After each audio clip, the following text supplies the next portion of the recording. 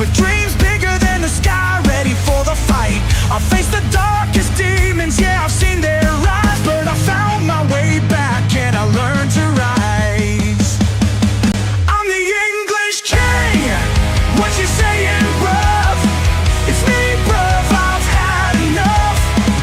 I will never quit, I will never give up. Bring on the challenges, I'll fill my cup.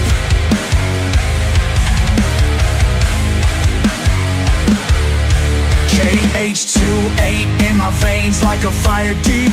Two little angels, they're my world, they keep pushing me to greatness, I've evolved, it's true. A true warrior inside, I know what to do.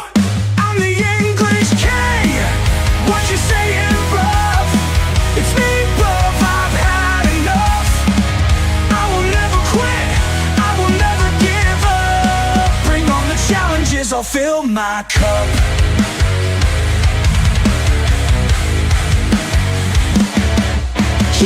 KH28 in my veins like a fire deep. Two little angels, they're my world, they keep pushing me to greatness, I've evolved, it's true. A true warrior inside, I know what to do. I'm the English king, what you saying, bruv? It's me, bruv, I've had enough. I will never quit, I will never give up. Bring on the challenges, I'll fill my cup.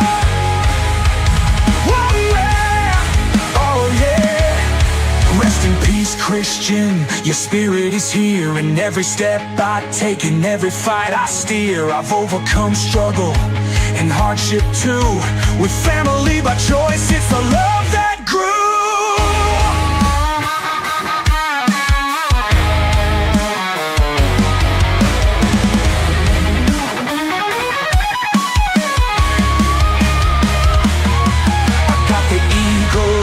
With the sniper's view, if you are in trouble, know I got your back too. The road to 100,000's a journey I make. With every little victory I'll never forsake. I'm the English king, what you saying, bruv? It's me, bruv, I've had enough, had enough. I will never quit, I will never give up. Bring on the challenges, I'll fill my cup. I'm the English king, echoing through the streets. With every beat of my heart, the victory repeats. What you saying, bruv? Just look where I've been. From darkness to the light, I'm living the dream.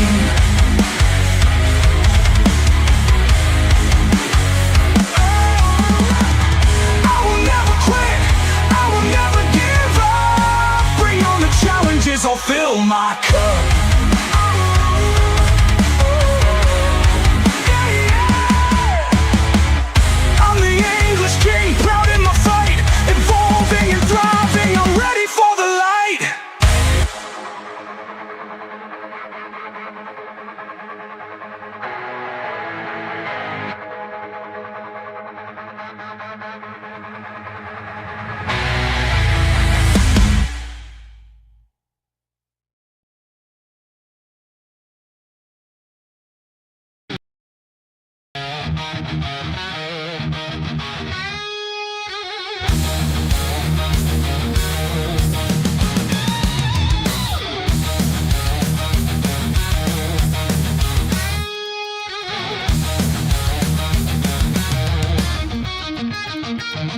Another year is fading, oh can you feel the heat?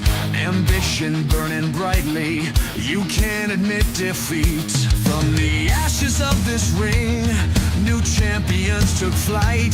2024's been explosive, a wild electric night. Happy New Year, everyone, let the memories flow.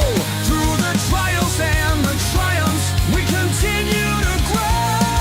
From sacrifice to glory, the stories intertwined. In the heart of the battleground, our legends are enshrined.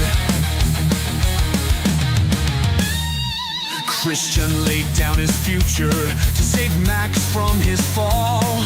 In redemption's embrace, he answered the call. Max and Sephiroth packing, to the void he went. A hero's journey started,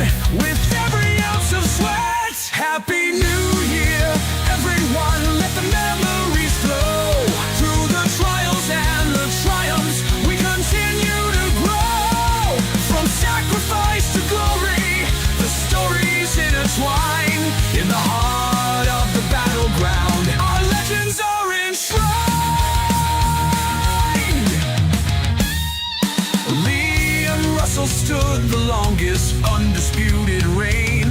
But darkness crept upon us, a threat we can't contain. Samantha's reign of chaos met Grace Steel's fierce light, and in the shadows we remember Aaron's sacrifice.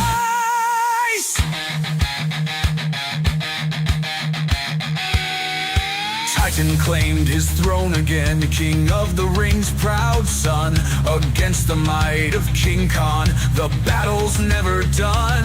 Queen Angelina still on top, her crown shines so bright, while Exum's Mania 7 ignited the night. Happy New Year, everyone, let the memories flow. Through the trials and the triumphs, we continue to grow. From sacrifice to glory, the stories intertwine. In the heart of the battleground, our legends are enshrined. Prometheus with his black heart returning to the fray. Raven's got a new blessing, she'll come back one day. Devon and Light showed us they dominate the scene.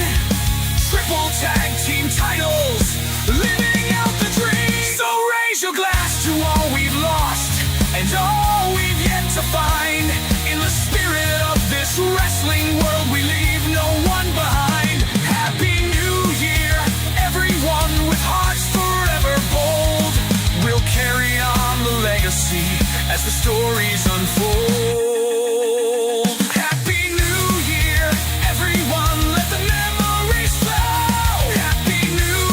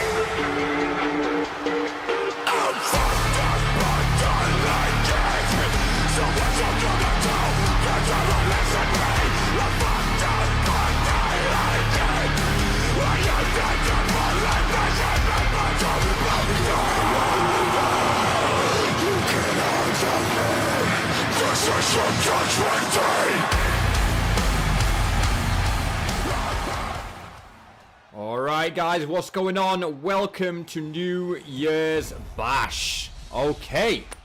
We've only got 2 votes at the moment. I don't know where people are, inactive, or I don't know what's going on. Cast your votes. Anyways, your champions, Celine and Scarlet, versus the contenders, which are Isabella and Echo. For me, personally, I've got to go for Isabella and Echo. Best for business would probably be Celine and Scarlet. You're going to have to work with me in this pay-per-view as well. I'm still not at 100%. My mouth is still in a lot of discomfort. I went to see an emergency dentist today because I've had a horrible abscess. It's still there. You can probably tell slightly in my voice.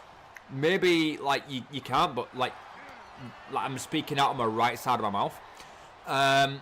The left side, it's gone down a lot, but it's still it's not quite there yet. I've been taking medication, I've been taking antibiotics, I've been taking all of it. Hopefully in another week I'll be good. Regardless, I think my audio is actually a lot better this time round because I've actually turned it down a little bit more. I checked back on the last show and it was a little bit, just a little bit too loud. So let's just have a quick browse at this. Yeah, that's perfect, that's perfect, that's perfect audio. We're all good. So, for those who haven't cast a vote yet, please do. Also, something interesting, after the entire show, which by the way, the show is a banger. It's meant to be a banger because it's New Year's Bash. It's meant to be the one that sort of ends the entire year, because we've had a lot of things go down in the show, to be honest. We've had a lot of ups and downs, we've had a lot of trials and tribulations, we've had a lot of storylines and plot holes, not even plot holes, not plot holes, story arcs, twist turns, shock surprises. We've had a death, unfortunately, which was Aerith. We've had a retirement, which was Christian. There's been a lot going on. There's been a lot going on this year. So it needs to be a show that sort of ends the entirety. And I think I've nailed it. I strongly do. I feel I've nailed it. But there is another thing related to the show that I'm doing after the show. It's the very first time me even trialing this out. Hopefully it pulls off. Hopefully it works. Hopefully you guys enjoy and would like to see it in every pay-per-view. Maybe not every show, unless you would. Let me know if it's every show, every pay-per-view. But there is something new I've added. Jack's not here and Liam hasn't voted. Yeah, liking the red arena looks nice. Thank you very much. It's a tough match for me. Yeah, I couldn't see any of those comments until I literally flicked over to my YouTube, because obviously the voting system is right there. We've got 3 votes though. Got 3 votes, and everyone says Scarlet and Celine, which is, hang on, hold up, Dakota. Why are you voting for Scarlet and Celine? These are your daughters, man. Hello? I mean, technically, Scarlet and Celine are kind of like your adopted daughters, but like still, like, dude, what's that about? Celine and Scarlet are also technically my daughters. Yeah, that's what I more or less said. Yeah, there should be a third option for anyone not fussed about the result, like a whatever type option. Ah, yeah, but then all your answers would be a whatever type option, wouldn't it? Is that why you've not voted? Because you don't really care? That's fair enough. But I feel your answers, a lot of them, would be a lot of whatevers. You know? Also, I've also noticed something else, and I know it doesn't make a blind bit of difference in the slightest, and if you don't want to do it, completely up to you, but I have noticed every single show for the past God knows how many months, potentially years, you guys don't like the stream. It's mind-blowing. I know we're sitting there and like you guys don't you don't really need to do anything, but like it just like it makes me realize that you guys were here liking the stream. That's all. Alright. If you want to do it, appreciate it. If not, it's all cool, man. Don't have to do. Personal preference, really.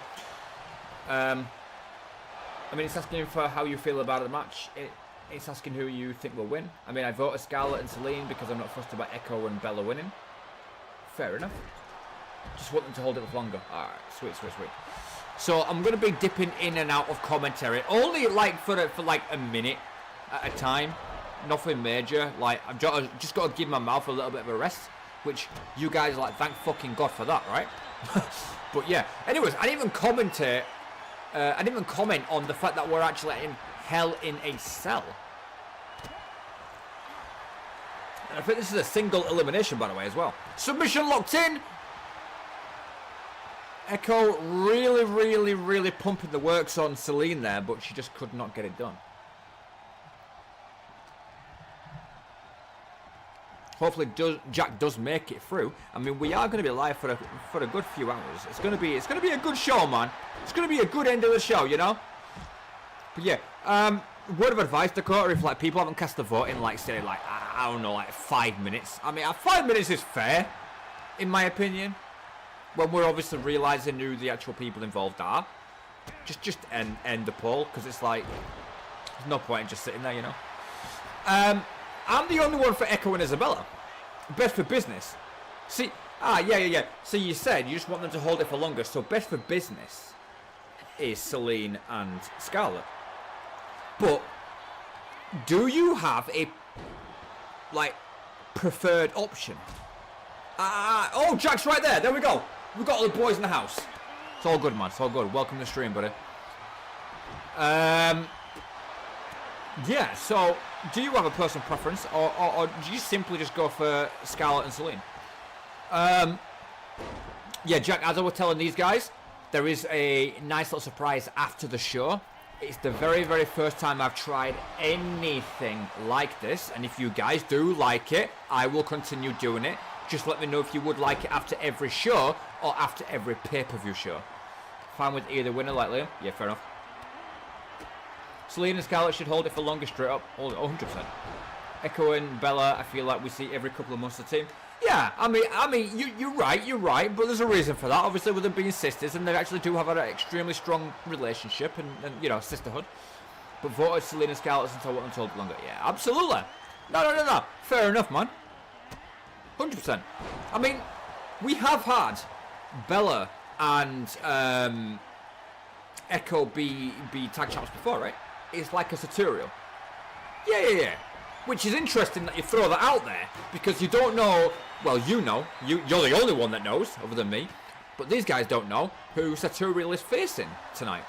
It's interesting, to be honest. And I think I've chosen quite wisely. Yes, every single match on this show is a choice. I know I do the random stuff and it happens, you know, on the regular sort of golden glitter production stuff. But on the actual proper shows like this, on the pay-per-views, I'm always choosing. That makes sense to me, maybe not to you. Ooh! That was close.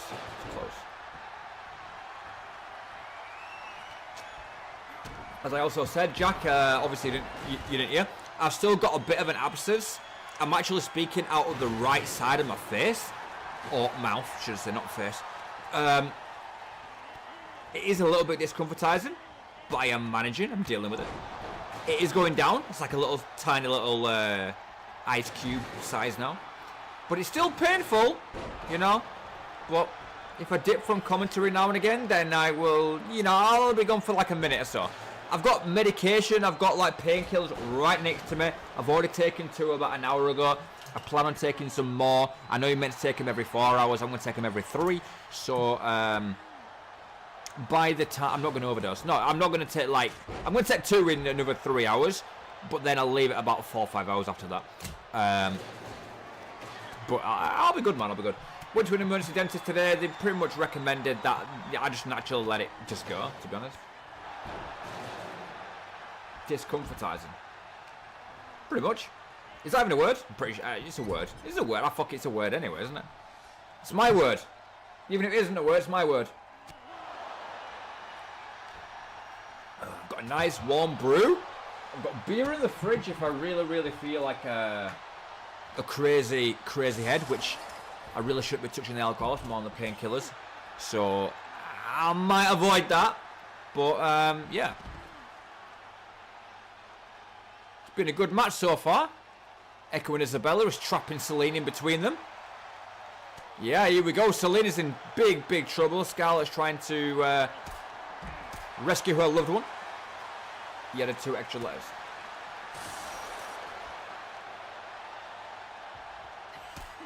I'm so confused, but okay. 2 extra letters.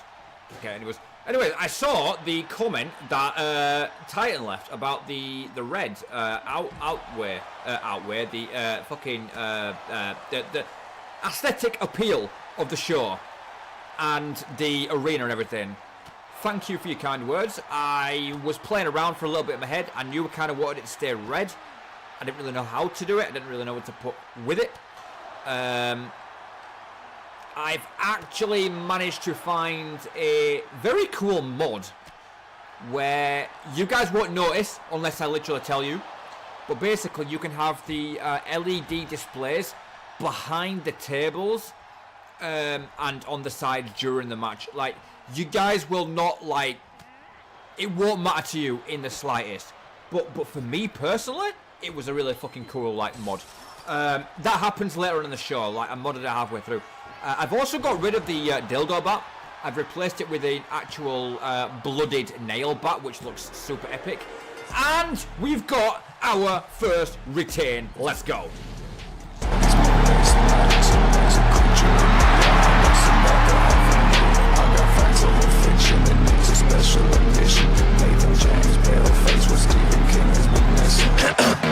Want to be in the graveyard, cause I know that I can never hit my back up. I know that I'm fucked up, I can't let it take that other way. The only thing that can connect my soul is a song that I'm running with the devil in the room. And it's like I'm living another negative, different than into the deal.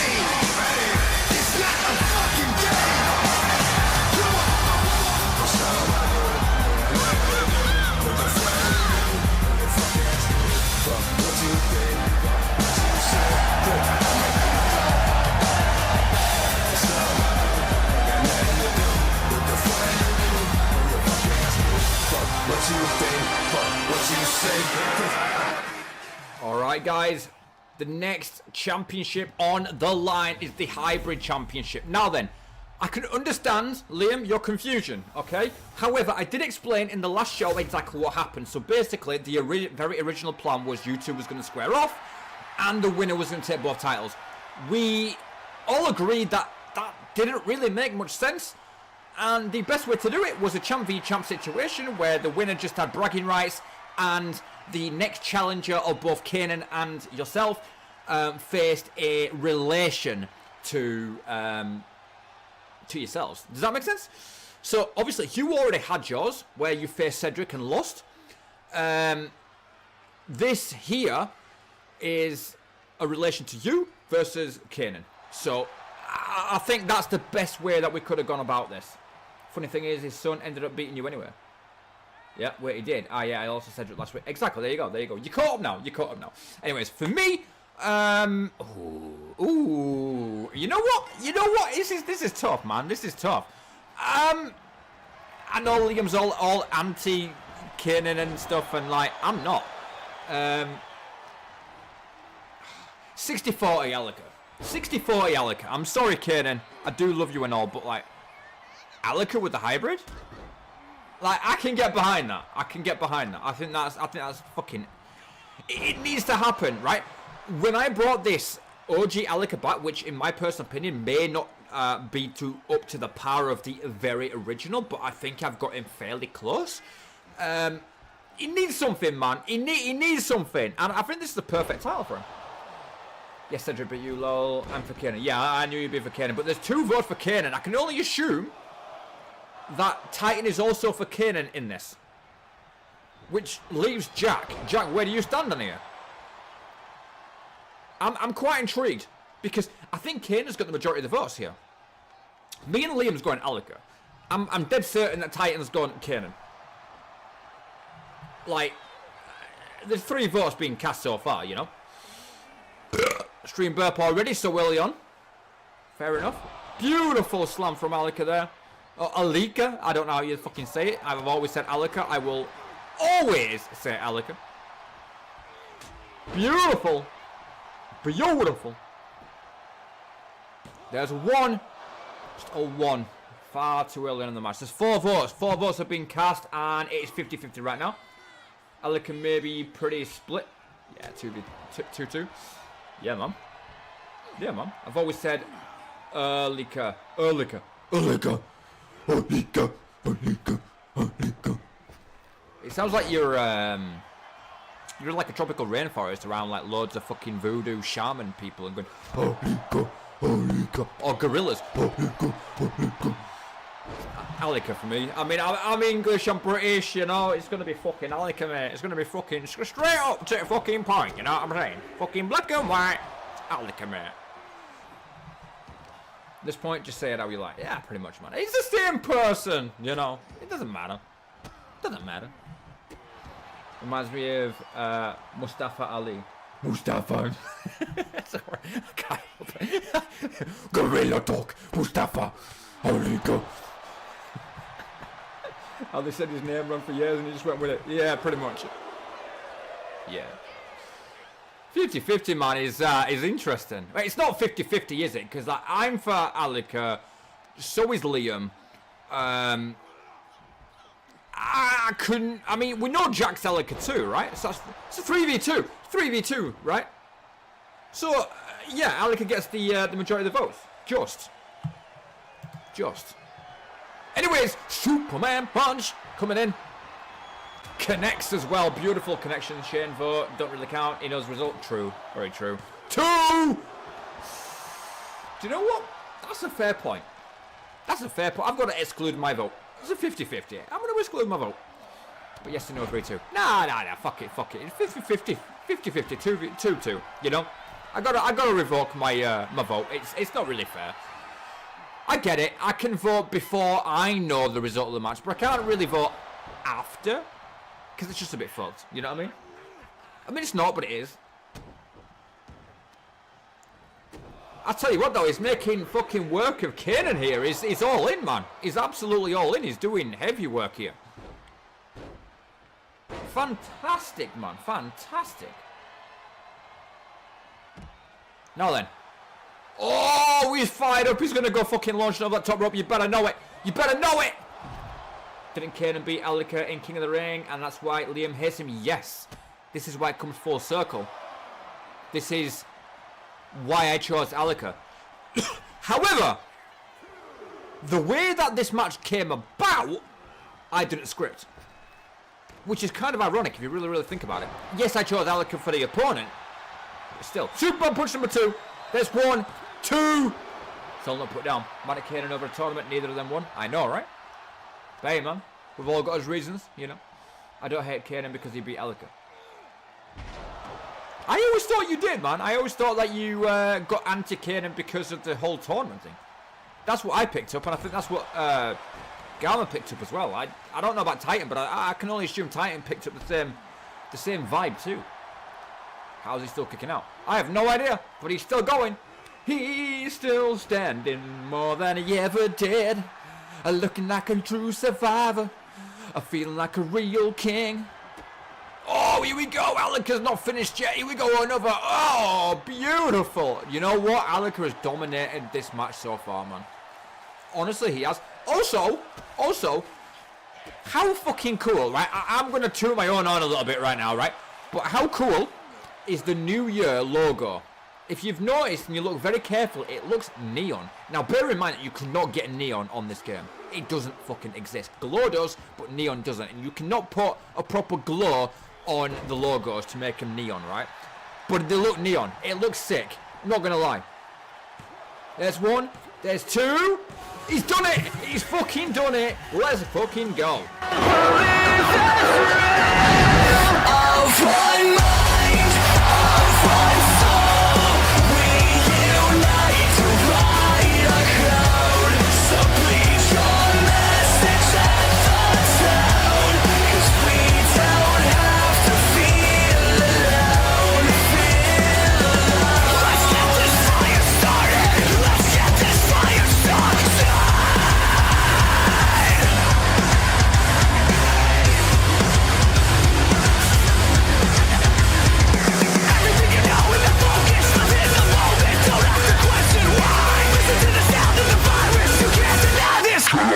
Between the gray, we medicate hypnotic unity.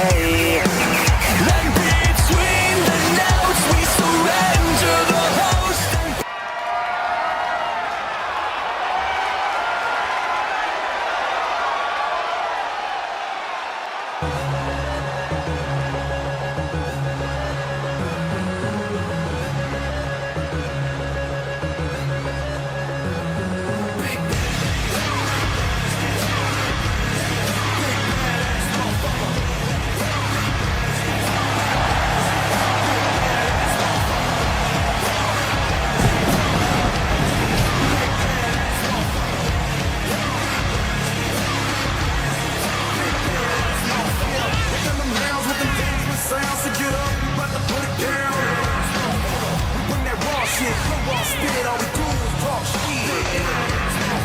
I'm real rude, like my music got attitude. I'm about to act a fucking fool.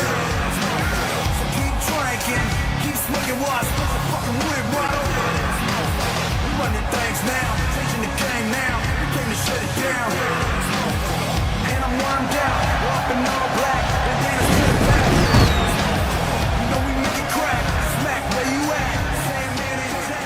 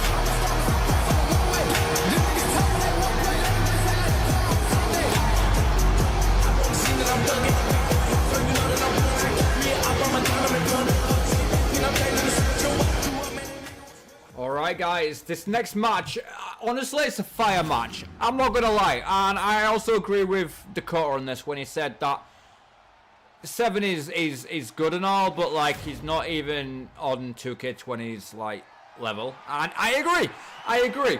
Like it pains me. It truly pains me. Thank you for the subscribe, by the way, Jacqueline Bennett. Benoit, sorry. Not Bennett, Benoit. And it pains me that I can't get 2K20 accurate anymore. I really wish I could. And you know what, for 25, if anyone is more than willing to try and bring back the OG 7, I'll be behind it, because I have struggled. I don't think I've done too bad. And I've shown a little bit more maturity in this game, but I can't get it, man. I can't get the OG. Cedric for the win. Cedric, oh my god. Cedric's got all the votes, and surprisingly, I'm on the Cedric train as well. I want to know if there's anyone voting for 7. Alright, I know Titan's gone for food. I'm actually wondering if he's sitting on the side of 7. Again, I do like 7. I think his attire is still pretty decent and everything. He's still the striker and ground-based, you know, specialist that he is. But yeah, I'm definitely on this Cedric train. And again, my vote doesn't really count, you know, but still. Okay then. Also, you guys probably won't notice until I've literally pointed it out, but if you take a look at the ring mat, it's actually very glossy. It's like really shiny and smooth, and you can imagine you could probably slide on that thing. That was a deliberate thing. I was trying something new, I made it the glossy effect. I think it looks fucking nice, to be honest. I think it looks really nice. Like mirrored sort of reflection type. 2K27 is possible, but I need to know his face, T formations and shit. Yeah, see, again, I don't know, man. I'm not going to say that 2K27 I hit the nail on the head. Obviously, we know what he looked like and everything.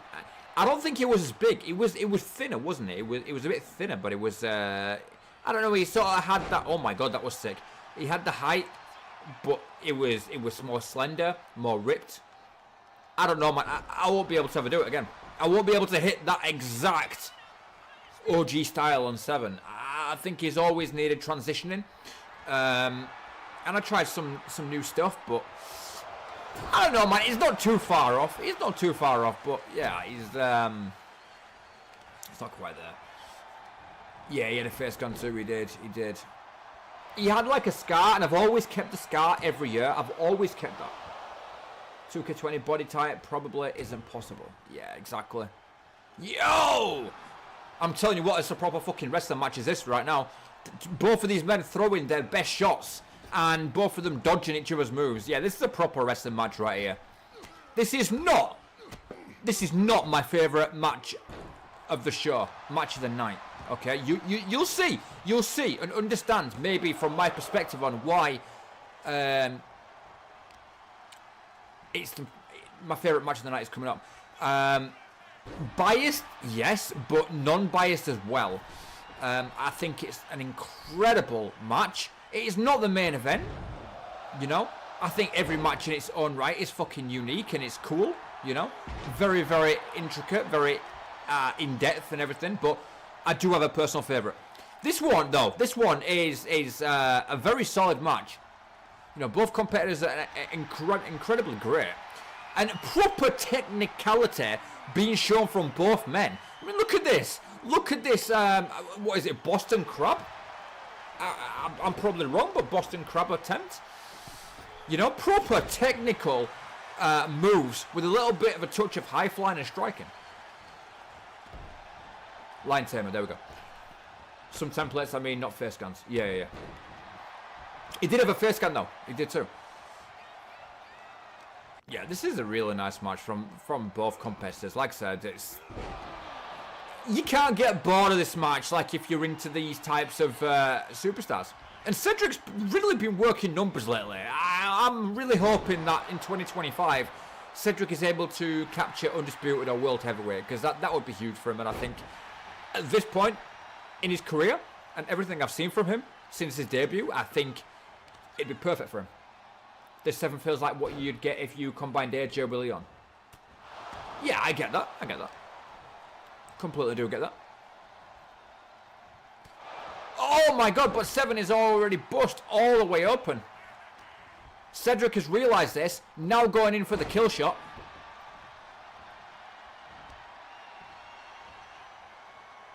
You cannot complain with either of these men's, like, moves or anything. Yo, the splash finisher though. We could call it right here, right? 1, 2. Ray Sanchez, thank you for the subscribe, and Cedric with a beautiful return.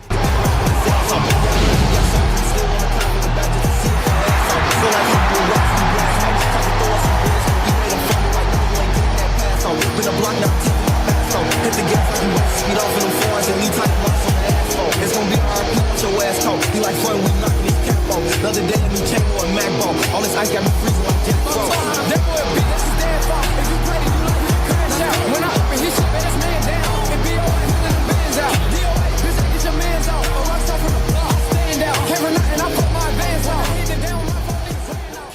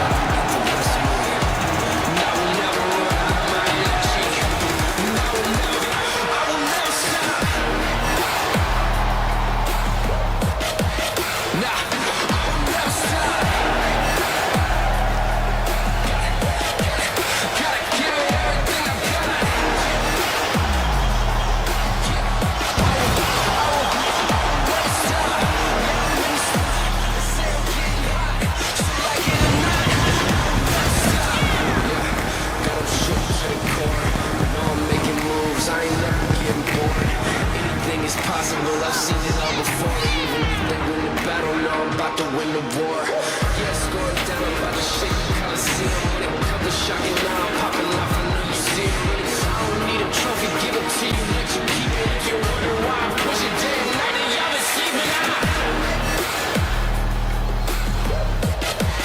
Nah, I will never stop. Gotta give it everything I got.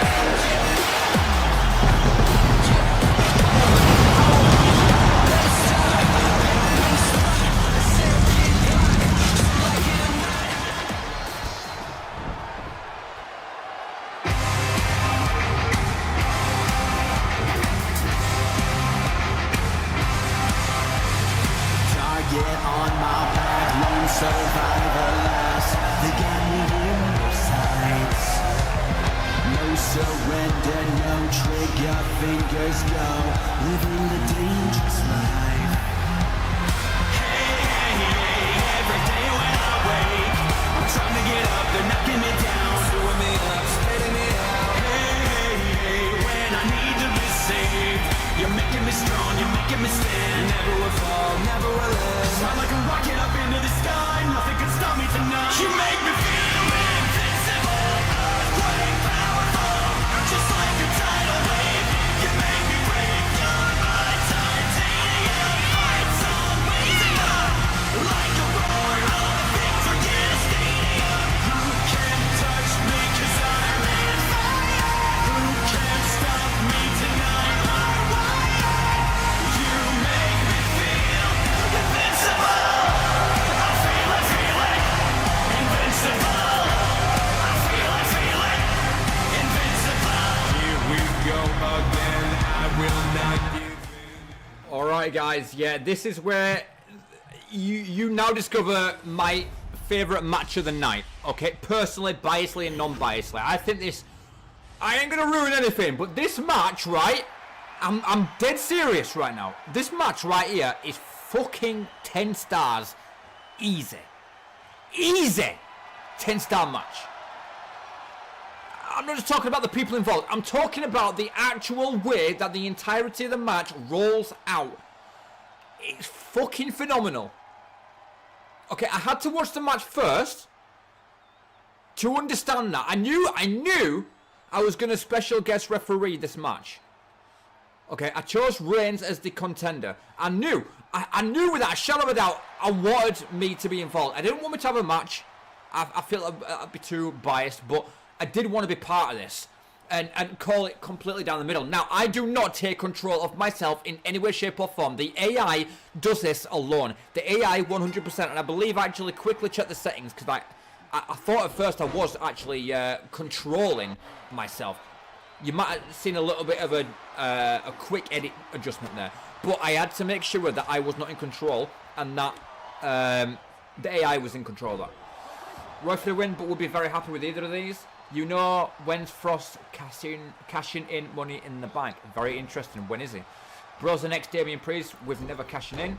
Next Apex Mania. You think it's Apex Mania? The reason why I do it, right? I mean, obviously Kim already cashed in, but the reason why I don't let anybody know when shit like this is happening is because people least expect it. People, like, Liam's calling Apex Mania, right? Because that's the most logical, the most expected time, right? But, is it? Maybe you're cashing in tonight to go into next year as champion. You see, interesting. But like I said, just please do your own analysis of this match. Honestly, genuinely, just watch from both competitors how the match unfolds, and you will understand why it's match of the night for me. It's fucking phenomenal. Okay, a proper wrestling match. I ain't talking striker versus speed. I ain't taking none of that. These two guys right here are, in my opinion, even level playing field for speed, strength, stamina, endurance, everything. They're an all-rounder on both sides. Reigns is a little bit more chaotic with the whole weaponry stuff, but still. Anyways, count out looking here, but Reigns up on his feet. Thank goodness. Getting in the space of 9. Mr. Harry, welcome to the stream. How are you doing? Welcome to an amazing final production show of the year. I hope you have a fantastic Happy New Year as well, brother. Here we go with the 1, 2. inconsistent counts. Again, I am not in control of the referee in the slightest. Reigns going in here. That's great news, Harry. That's great news. Picking Roy up to his feet now. And beautiful. Boom. Kick to the face. That was a signature, I believe. Or it might have been a finisher. But he's wasting time dragging him. Or trying to attempt to drag him to the center there. Yeah, this is going to be a kick out, man. There's 1, 2. Perfect pin count from Shane right there. Reigns all over Roy at the moment. Surprised because these special ref matches are usually fast. Well, again, you know, 10-star match. Easy! Red mass. Are we calling it right here? 1, 2. Boom! Just like that red mass does it. Survivor last, they got me in their sights. No surrender, no trigger, fingers go, living the dangerous life. Hey, hey, hey, every day when I wake, I'm trying to get up, they're knocking me down, chewing me up, spitting me out. Hey, hey, hey, when I need to be saved, you're making me strong, you make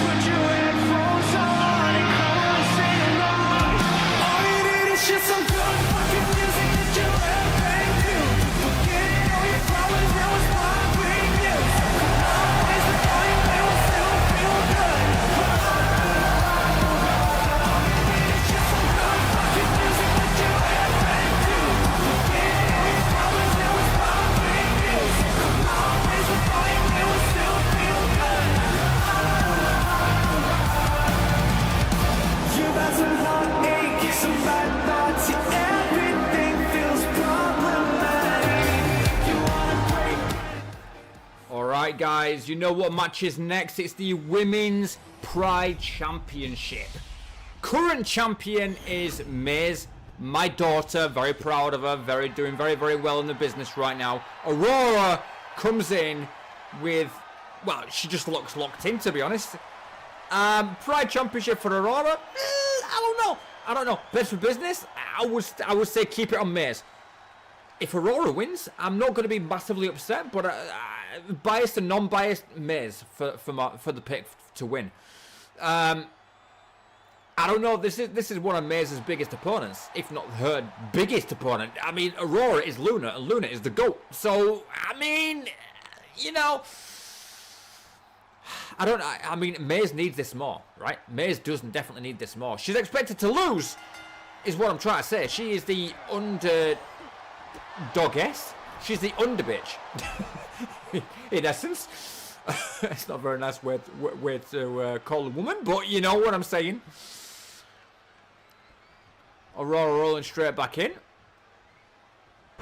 Very, very nice switch right there. Aurora using her weight to our advantage. It looks like most people are going Aurora for the win. I do know that Jack would be wanting Maze to win. Titan, I'm not too sure where he sits with this. But yeah, very, very proud of my daughter. You know, this whole Punisher stuff is amazing. Also, I want to point out something because Dakota pointed out last time. He said he could not get behind the two-tone pants of black. Now, you'll be very, very surprised to learn that that wasn't deliberate. I actually thought I had done deliberately, and I went back into it. I edited the pants, right? And I put them both to jet black at the same material and everything. And they don't go the same colour. One side is slightly lighter than the other. All on her belt instead of LR, she's an assault rifle. Why not, right? But yeah, it was how it's meant to be. You know? Oh, Nakia is helping out here. Okay. Anything goes. Anything goes. Weapons, everything. Yo! Maze is flying in it. Going in. I absolutely love the Punisher duo. I do. I do. And I believe the purple and black together just... Mwah, it goes so well. I could have easily done black and white. Because obviously Punisher black and white. But I thought, no, I'm gonna go down a purple route. And I think it worked out so well. Yo, energy sword is going to be used. We want tables, fans chanting. We want tables. We want in tables. She don't give a shit. She don't give a shit. She is cracking the head of Aurora with an energy sword. Like I said, the dildo bat is gone. You probably won't get to see the new bat being used. Unless, I don't know, they might decide to pull it out. Chased all around. Again, the what's it called? The mod hasn't taken place yet where you get to see the... I don't know what it's called. It's not the Titantron, it's the LED display.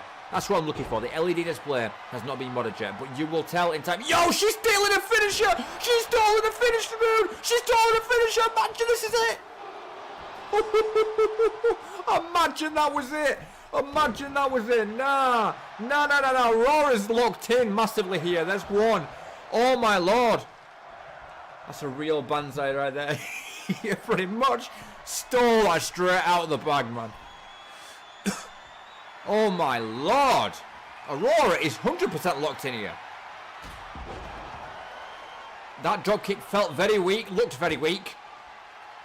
We want tables. Nakia says, if you ladies ain't going to get a table, I'll fucking throw a table in there. There's one, there's two. 2 count kick out. Please use a table. Let's go. Use a table. Can we go in? There's a 3. Not quite. Not in this situation.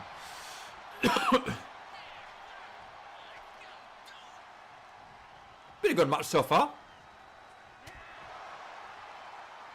Oh, that could have been a springboard right there. That was wasted. That was wasted a bit. Okay, what she got? Oh, on the table. On the table, please.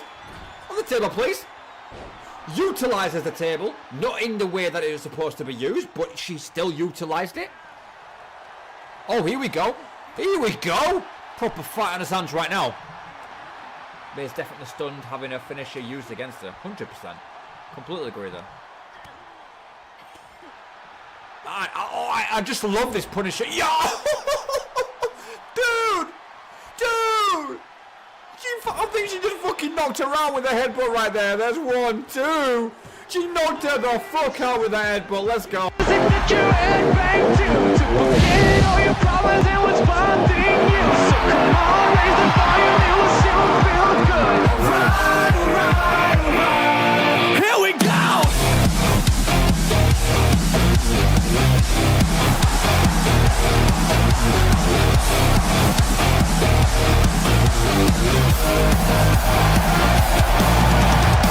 You've had a rough week, a rough month, it seems.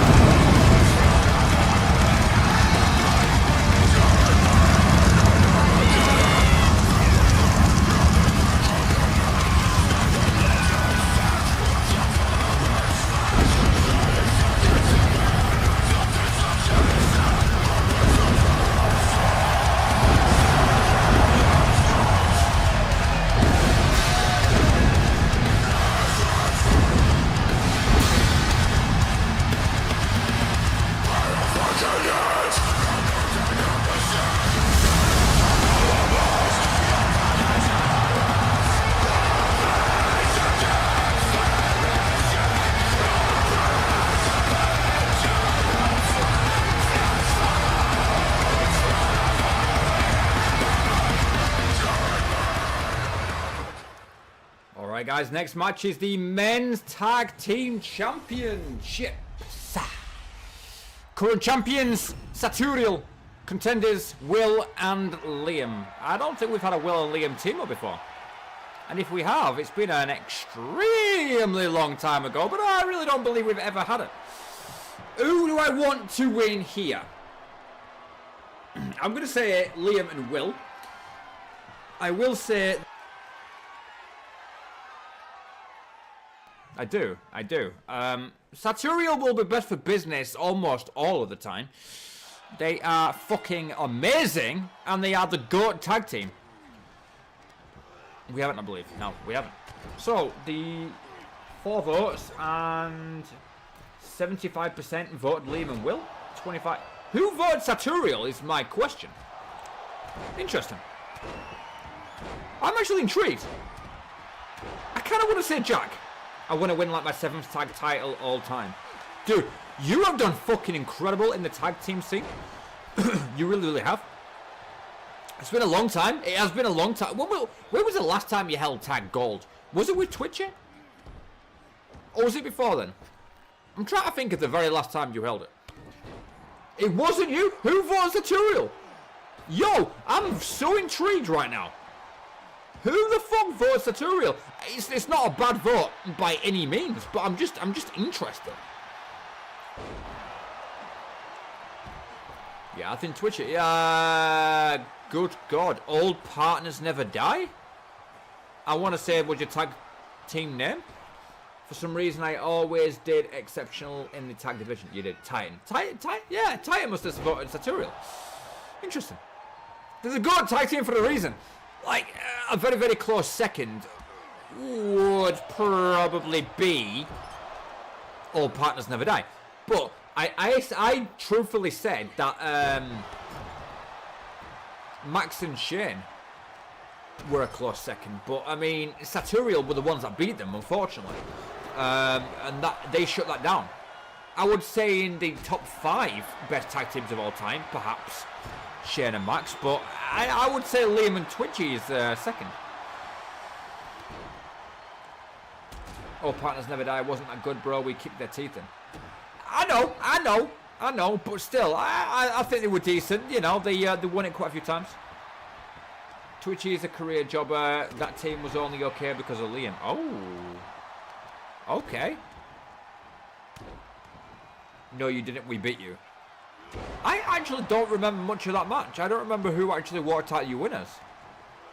So, I can't really give my proper answer on that, but... Okay. Who was a close second then? In your opinion, Dakota? Who was a close second? If not, All Partners Never Die, who was a close second? Never happened and can't check because the channel's gone. True. That's a very long time ago. Yo, look at this. 1, 2. Almost. Now, don't try to rewrite shit like that. We know that happened. And then they probably lost some random ass team like 7 and Pegasus. Yo, I remember 7 and Pegasus. Actually, 7 and Pegasus were a fucking thing. And I remember that. That was quite cool, man. Do you? You can't even remember what happened. Yo! No, that's a burn, man. I think Liam's someone that remembers the long memories. And not really the recent ones, but dude, I can't comment. Will and Liam are doing fucking work, though, you know. Yo, we're saying that. Goodbye, Will. Liam's a bit furious with that. It's easy to remember shit from 2K20. It was peak interest. I remember that too, but it's easy to remember last week than 4 years ago, surely. According to Liam, 2K20 was the peak interest, and I have to agree. 2K20 was a peak interest, like right about 18, 19, going into 20. I mean, I disagree, Liam. 2K20 was just us for the longest time. It was. Jack joined in, but that's only 2 to 3. Now Titan we have 4, and Frost is 5. Yeah, exactly.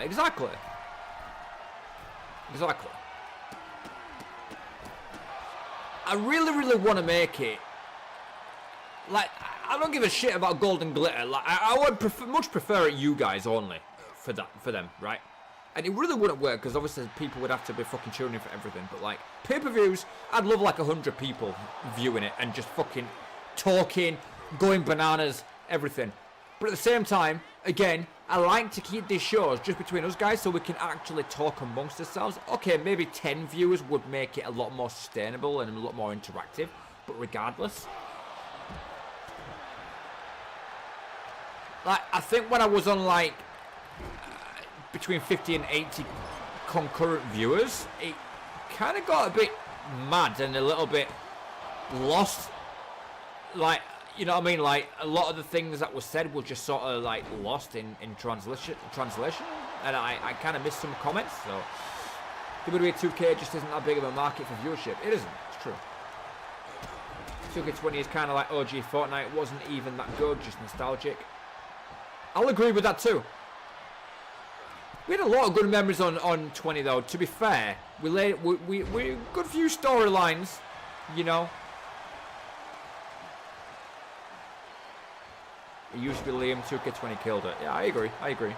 It did used to, that's where I was bringing the fucking massive views and the 2K20 drops and I was doing glitch videos and I was realising, shit, these aren't hitting anymore.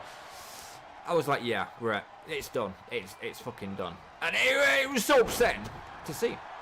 2K20 made me angrier than 22, 23 and 24 combined. Yeah. I mean, 20 had some decent shit in it, you know, but still. There's 1, 2. So that could be the 3. Regardless, we've got another pinfall right here from Will. Just a 1 count kick out though. Game was so ridiculously retarded sometimes. It really was. It was hard to record, I'm not going to lie. I remember the recording days. And it weren't easy. It was not easy in the slightest. Nice bad drop. Will. Powerhousing Mike at the moment.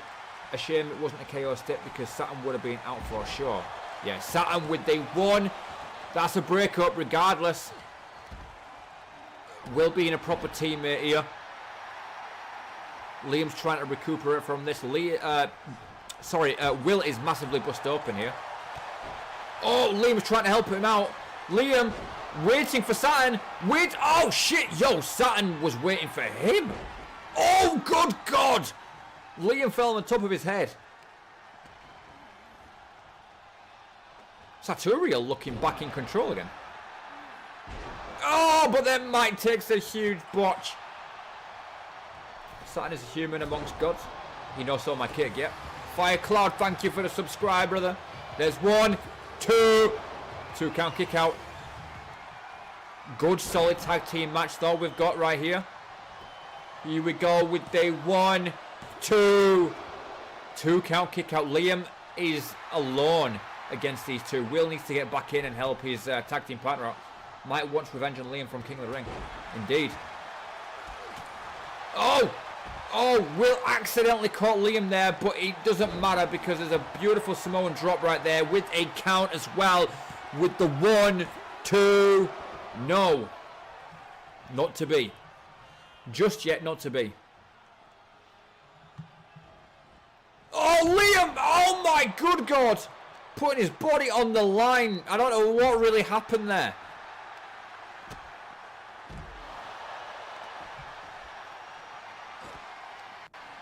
Nice roll. This is more match of the night than Roy and Reigns. Yeah, it was just me being a bit biased, you know. Forget I said it. You know, I still stand by it for biased purposes, but yeah. Liam's too old to be doing shit like that. I agree. He's not a high flyer. He needs to keep away from that shit. Well, yeah, Liam, Roy and Reigns was garbage. Ah, come on, it wasn't that shit. It wasn't that shit. Come on, like, be real. It was alright, at least. You know? You won't like it because you were special ref, true. I'm not gonna lie, I was biased, but still. I liked both competitors, and I wanted to be guest referee. It was biased, you know. Realistically, best for business, match of the night. Ooh, it's tough, man. It's tough. I'd probably say Grace's match. I'm gonna be legitimately, purely honest right now. I'm probably gonna say Grace's match. Non-biased, all right, non-biased, best for business, business perspective, business outlook, match of the night, Grace's match. It was better than Mason and Aurora and Kane and Ali for sure. Okay, There's 1, 2. Kick out again. Still another kick out. Let's go. Liam back in the mix. Holy shit. No, not from this. From this. Too. Yeah. Oh, shit. There we go. Broke up. Yo, that's the RKO. No, Will was already ready for it. Will was already ready to break that open. Now, end of days, beautifully capitalized. Saturn is out of it too. There's 1, 2. Oh shit! At the very last second. Oh, this is a fucking good match. This is a good match right here. The finisher's bump. Ah, it's not over yet though. Mike staying in the fight, but oh, beautiful move. Yeah, Will and Liam back in control. Here we go, finisher, boom, double pin, 1, 2. It was a double pin, but anyways, that's fucking new champions right there.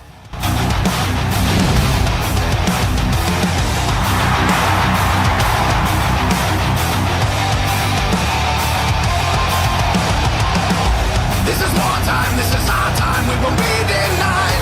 Feed the fire that is raging inside. This is no time, this is showtime, we will fight till their wills are broken. This is game time and it's game time, let the madness fly. Show the strength that just can't be defied. Find the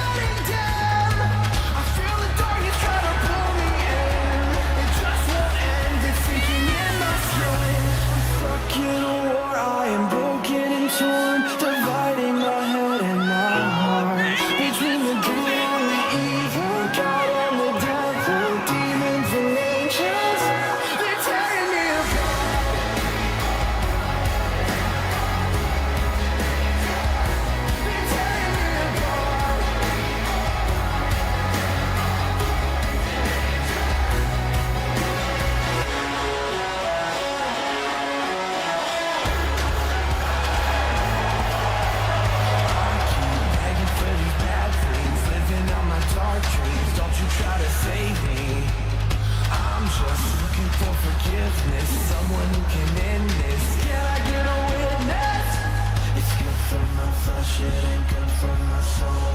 I wanted to stop, but I got no control. I'm stuck in a war, I am broken and torn, dividing my head and my heart between the good and the evil. I'm a devil, demons and angels. They're telling me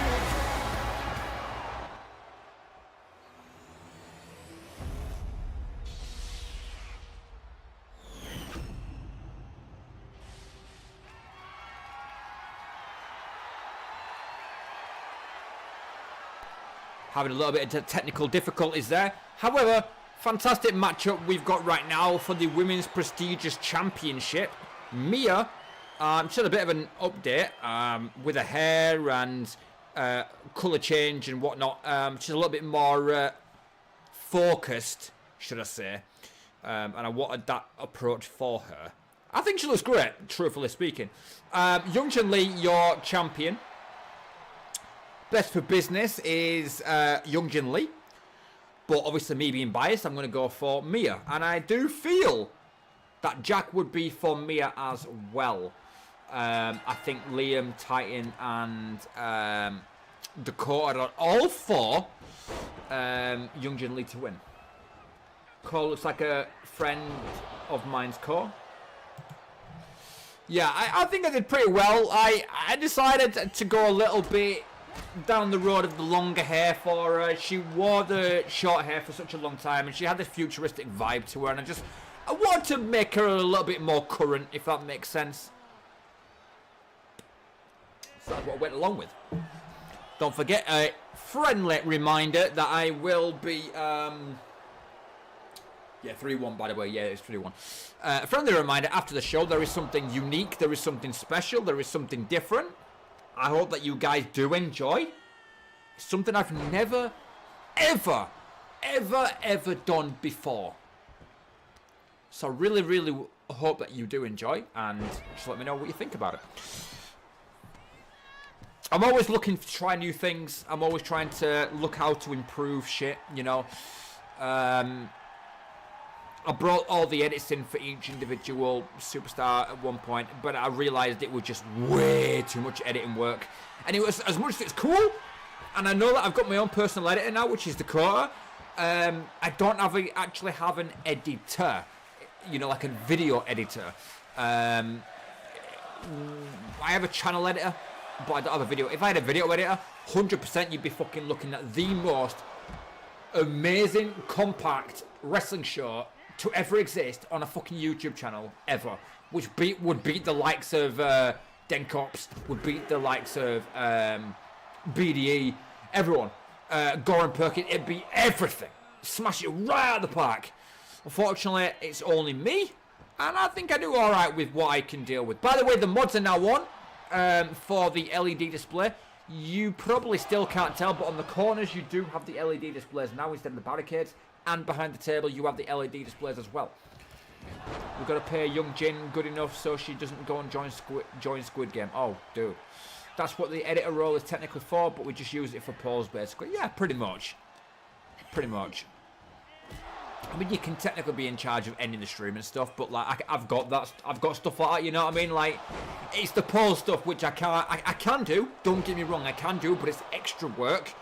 And it's quite complex, especially when I have to do my sound checks and my switching my audio and switching my mic on and off and all that type of shit. So, yeah, I mean, if we did all this in post-production, no problem. Easy as fuck. I could literally just sit back and take complete control of the technicalities. However, obviously everything is live, apart from the gameplay. But yeah.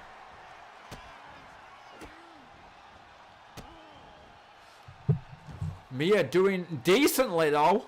Like I said, she's a lot more locked in, she's a lot more focused. She needed to be, in my personal opinion.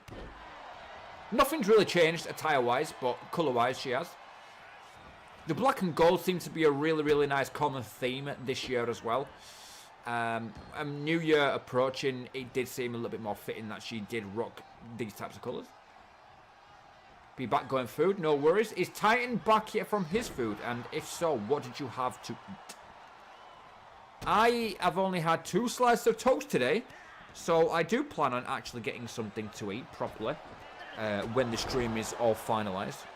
There's only so many colours. There is, but there is a lot of different colour combinations that I can do. You know, I have been thinking of mixing pink and purple together, but it has to be someone that makes sense, you know. And pink and purple would technically have Maze and Akita. Only so many combinations, same with entrances and moves. Yeah, 100%. It is cool to stay unique, but yeah, sometimes you just can't help crossing it over. Making her famous. Oh, yeah.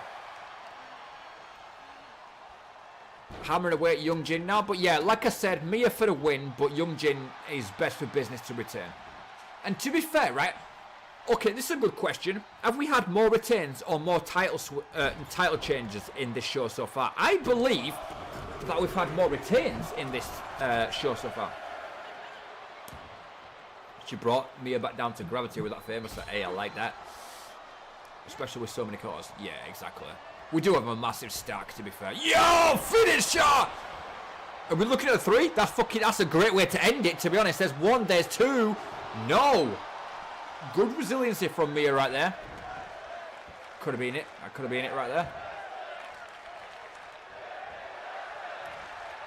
Move makes perfect sense for Young Jin since she's famous outside wrestling. She's like a Logan Paul. Yeah, absolutely. Like, Young Jin, like, she's so fluid in the ring.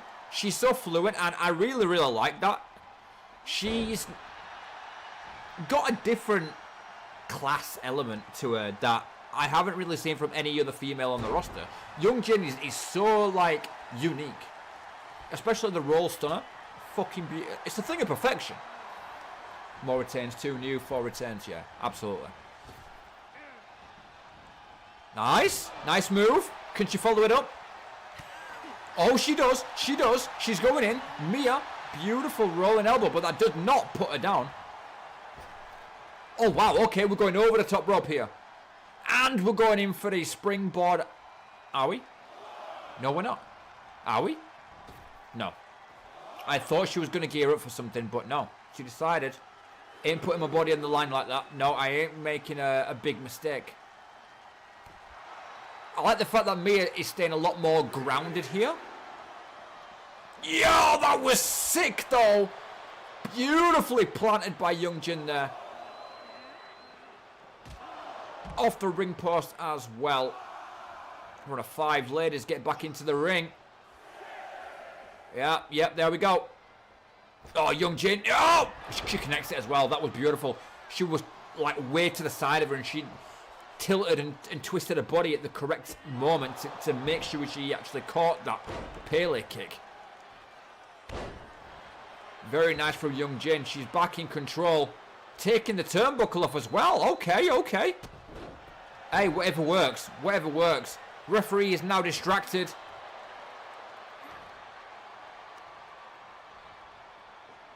Here we go. Armbar. No, not an armbar locked in. Referee, you're taking some goddamn fucking time with putting that turnbuckle back on. My lord. Has anyone shown you how to do it before? It should just straight be hook over tie done. He spent a good 2 minutes on that shit there. Yo! That was sick. Okay, let's count the 3. Be done with it. Be done with it. Yeah, I cannot complain with that. What a great performance. In my heart, between the good and the evil, God and the devil, demons and angels, they're tearing me apart.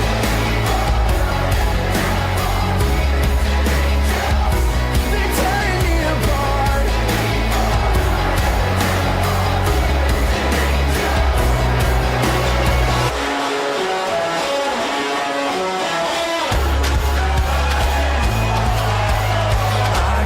Begging for these bad things, living out my dark dreams. Don't you try to save me.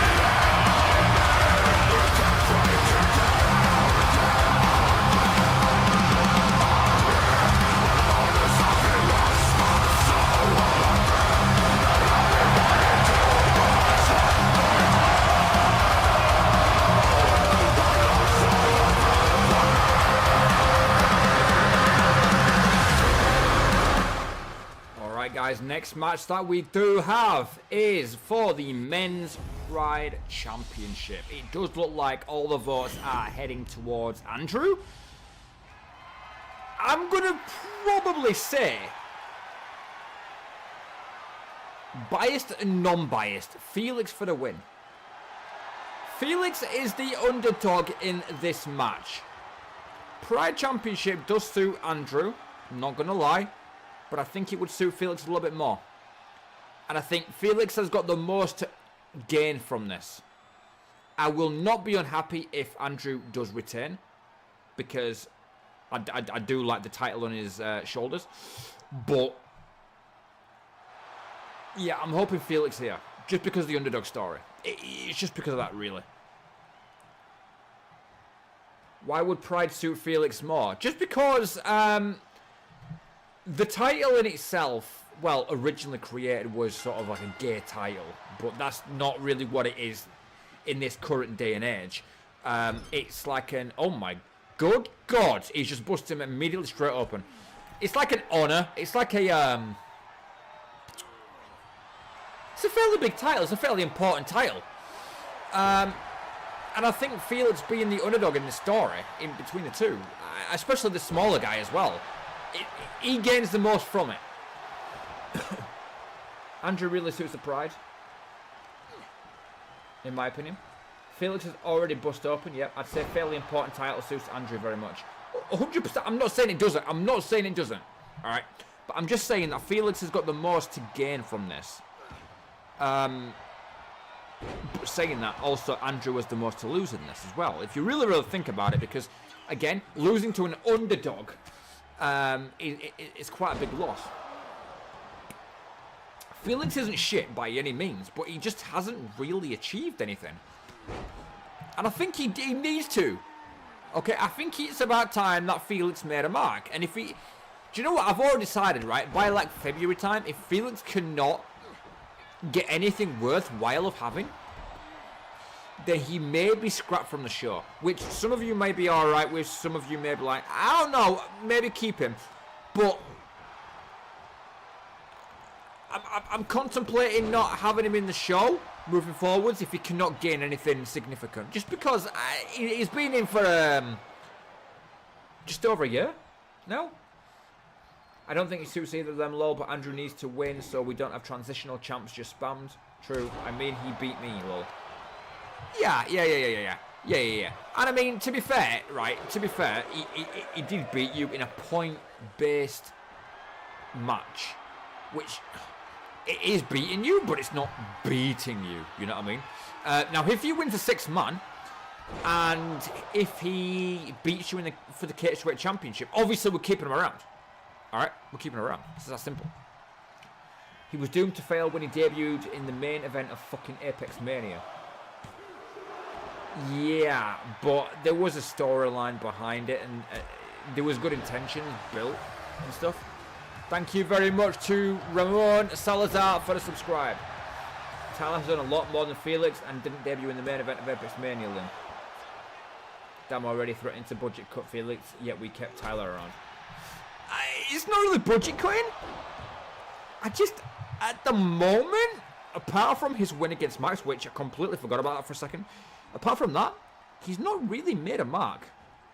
Am I wrong in saying that? I don't think I am wrong in saying that. Tyler has achieved success in his own ways. Felix has sort of felt like a little bit of dead weight for a while. Yo, beautiful suplex there. It's not about cutting him out just because I think he's shit as such, but I just feel... Hang on. Got something weird in my mouth. And it's not a cock. I assure you. God damn it, what the fuck is that?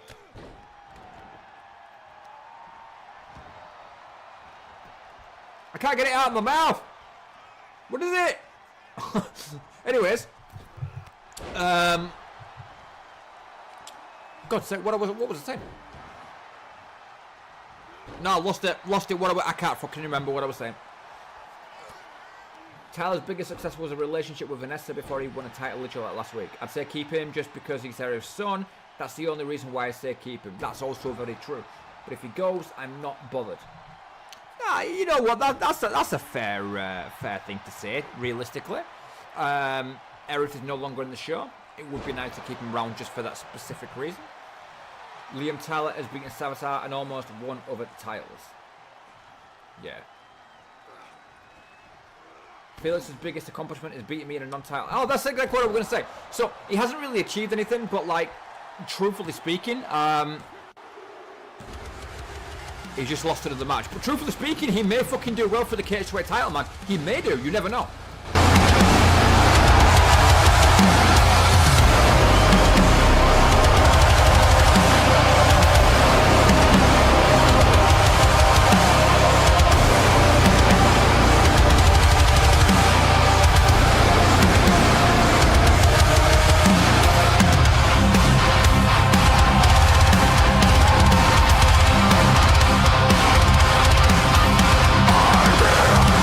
Just stare,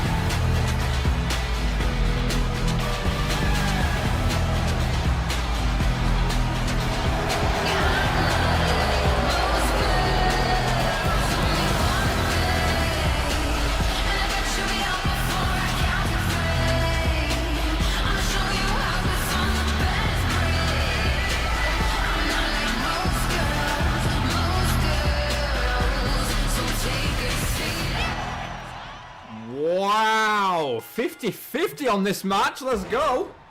That's interesting.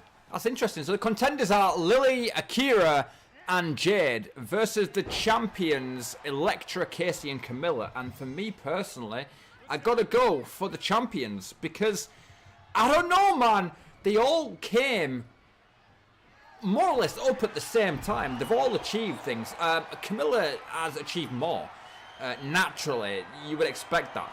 But they've all they're kind of like the three horsewomen. I'm trying to think if there's a fourth horsewoman, and I don't think there is. I think there's only three. You have the contenders barely. Fair enough. I really love Casey, Camilla, and Elektra together. I really do. Excuse me. I do like the contenders too. I'm not gonna lie. Obviously, you've got Akira, who is Christian's wife. You've got Lily, who is Liam's wife. Two queens right there. But the champ, I don't know, man. There's something about the champions. I don't know, but I love it. All right. I haven't really got any word for it, except fantastic, right? But would there be a fourth woman? I don't think there is there? You could. No, you couldn't. You couldn't. No, I was gonna say Samantha Sinister, but like she's fucking OG. I completely forgot. Like she's OG. There's not anyone else that rose up at the same time as those three. And they work so well together too. So I'm in full support. This is the KO elimination, by the way. Pinfall submissions are on as well. So literally, pretty much anything goes. Casey coming straight out of the gate here. Not messing about. Beautiful dropkick there. 4 horsewomen, in my opinion, is Scar, Luna, Nova, and Echo. Yeah, but I'm on about of these. You know what I mean? Like of this lot, of this generation. Like that's the generation before. Actually, would I be wrong in saying Vanessa is probably within the conversation with these three? Would that be fair to say? I think it'd be fair to say, right? I think it'd be fair. I think Vanessa would be the 4th, right? Akira was way before these three. Akira must be carrying Jack's vote because his daughter-in-law is in there. True. True. I don't know then, man. This generation, I think it's just these three, isn't it then? I would have liked to have said Vanessa, truthfully speaking, but... Hey, man, if she was before, then fair enough. Fine, wait. Fine. Fine. Right? Come on now, I'm right. Fang is the 4th. Camilla and Electra were back end of 20 in case they didn't do much on 20. Yeah, exactly. Fang's the 4th. Hasn't been relevant since Mania when back. I'm not saying she's relevant. I'm not saying she's relevant. I'm saying came from the ground up at the same time and climbed. That'd be fair to say, wouldn't it? Fang is the 4th horsewoman of this generation. No horsewoman as in like done fucking the most accolades and shit. But I'm just talking about literally rising at the same time, more or less. You wouldn't? You don't think? You don't? Okay, that's fair enough. Maybe it's just them three then. I'm not talking about accomplishments. I'm just talking about like from the era sort of standpoint of where they rose. Akira got the most interesting attire to me. She's got the like half Japanese look with the UK flag inspired trunks. Commode with purple. Is that? I'm sure that's what you meant to say, right? Commode. Yeah, the UK flag thing, yeah, that's just a shout out to Christian's like OG attire. That's the only reason she wears it. Or coloured, okay. Yeah, it's the only reason she wears it. Yeah, I don't know, I feel like you have to be somewhat successful to be considered a horsewoman of an entire generation. Fair enough. Mistyped. Alright, cool. Yeah, like I said, who's my favorite? Okay, I'm gonna be very, very non-biased here. Who is my favorite, aesthetically looking, attire-wise, out of all 6 women? Oh my god, Camilla picks a fight with Jade. She doesn't give a fuck. This has been non-biased, by the way.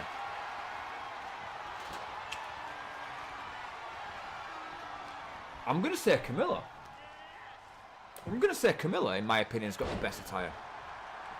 Biased, I'm going to have to give it to Electra. But Camilla, for me, personally, non-biased. Camilla's new attire is nice, better than what she's got. I agree, but I do like what she's got now. Also, it's impressive as fuck how them sliders stay on during the match. You see, they're like... what you don't see is there's like some small string that she can tighten them with. More of a face approach, yeah. I think I need to rework Casey a little bit and possibly rework Electra a little bit. Although, I feel keeping the green theme, like if you've noticed, this version of Electra does not have purple, which I've always kept the green and the purple theme for Liam and Shane. But maybe she needs her own now. Maybe it's about time that she actually came into her own style. Yeah, the Casey attire is good. Yeah, I agree. It's very punk rockerish. It's not even a word, but it's a word now, rockerish. It's like licorice, but it's rockerish. That licorice is so rockerish. Oh my god. 22 House of Black. Electra was the best.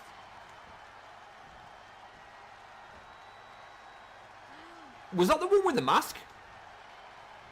That was the one with the mask, wasn't it? It was, right? Yeah, I like that attire. That was pretty cool for her. Kira doing work as well. Now, guys, this is probably where I'm going to take like a 5-minute break. Just a 5-minute break. I'll still be here if you guys need to message me or whatever. I'm still gonna be exactly in front of you. I'm just gonna take a little break, okay? Because there is quite a bit to still go. Main event stuff and everything else, and again after the show as well. So I'm gonna let you guys just enjoy it. It is a fairly lengthy match, I'm not gonna lie. So yeah, just sit back, enjoy, and yeah.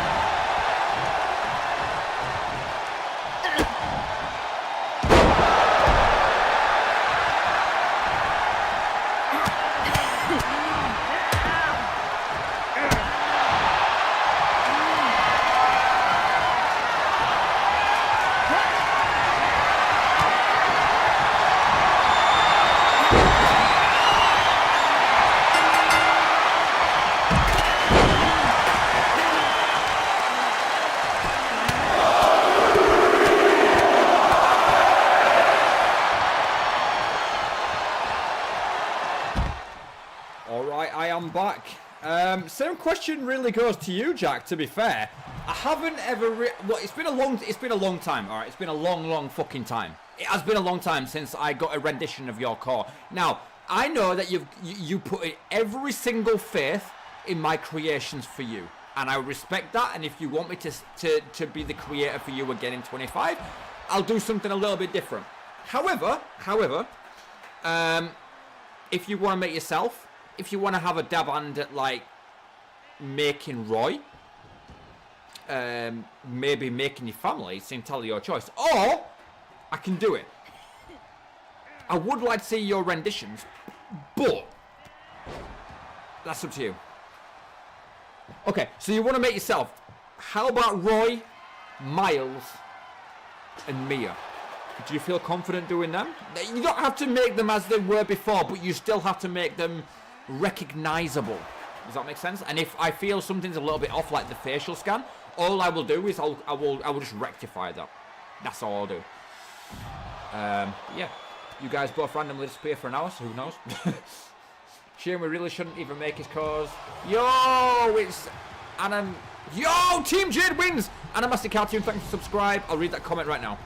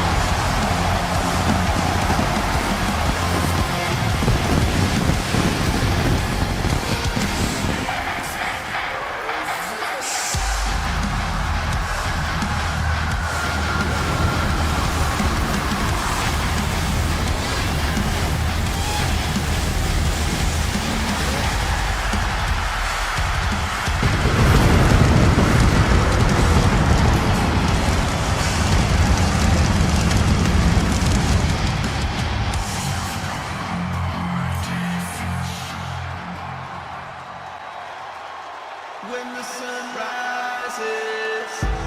I wake up and chase my dreams. I won't regret when the sun sets, 'cause I live my life like I'm a beast.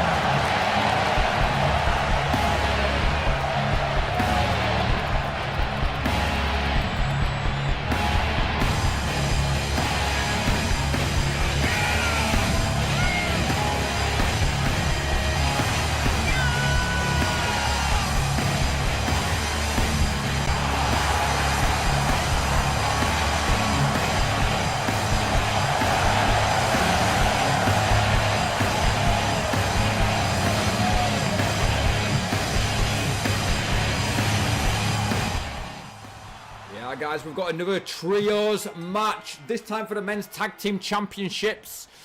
The champions are Adam Daniels, Wildman, and Azazel, aka known as Dead on Arrival. The contenders, JD Punk and Akuma.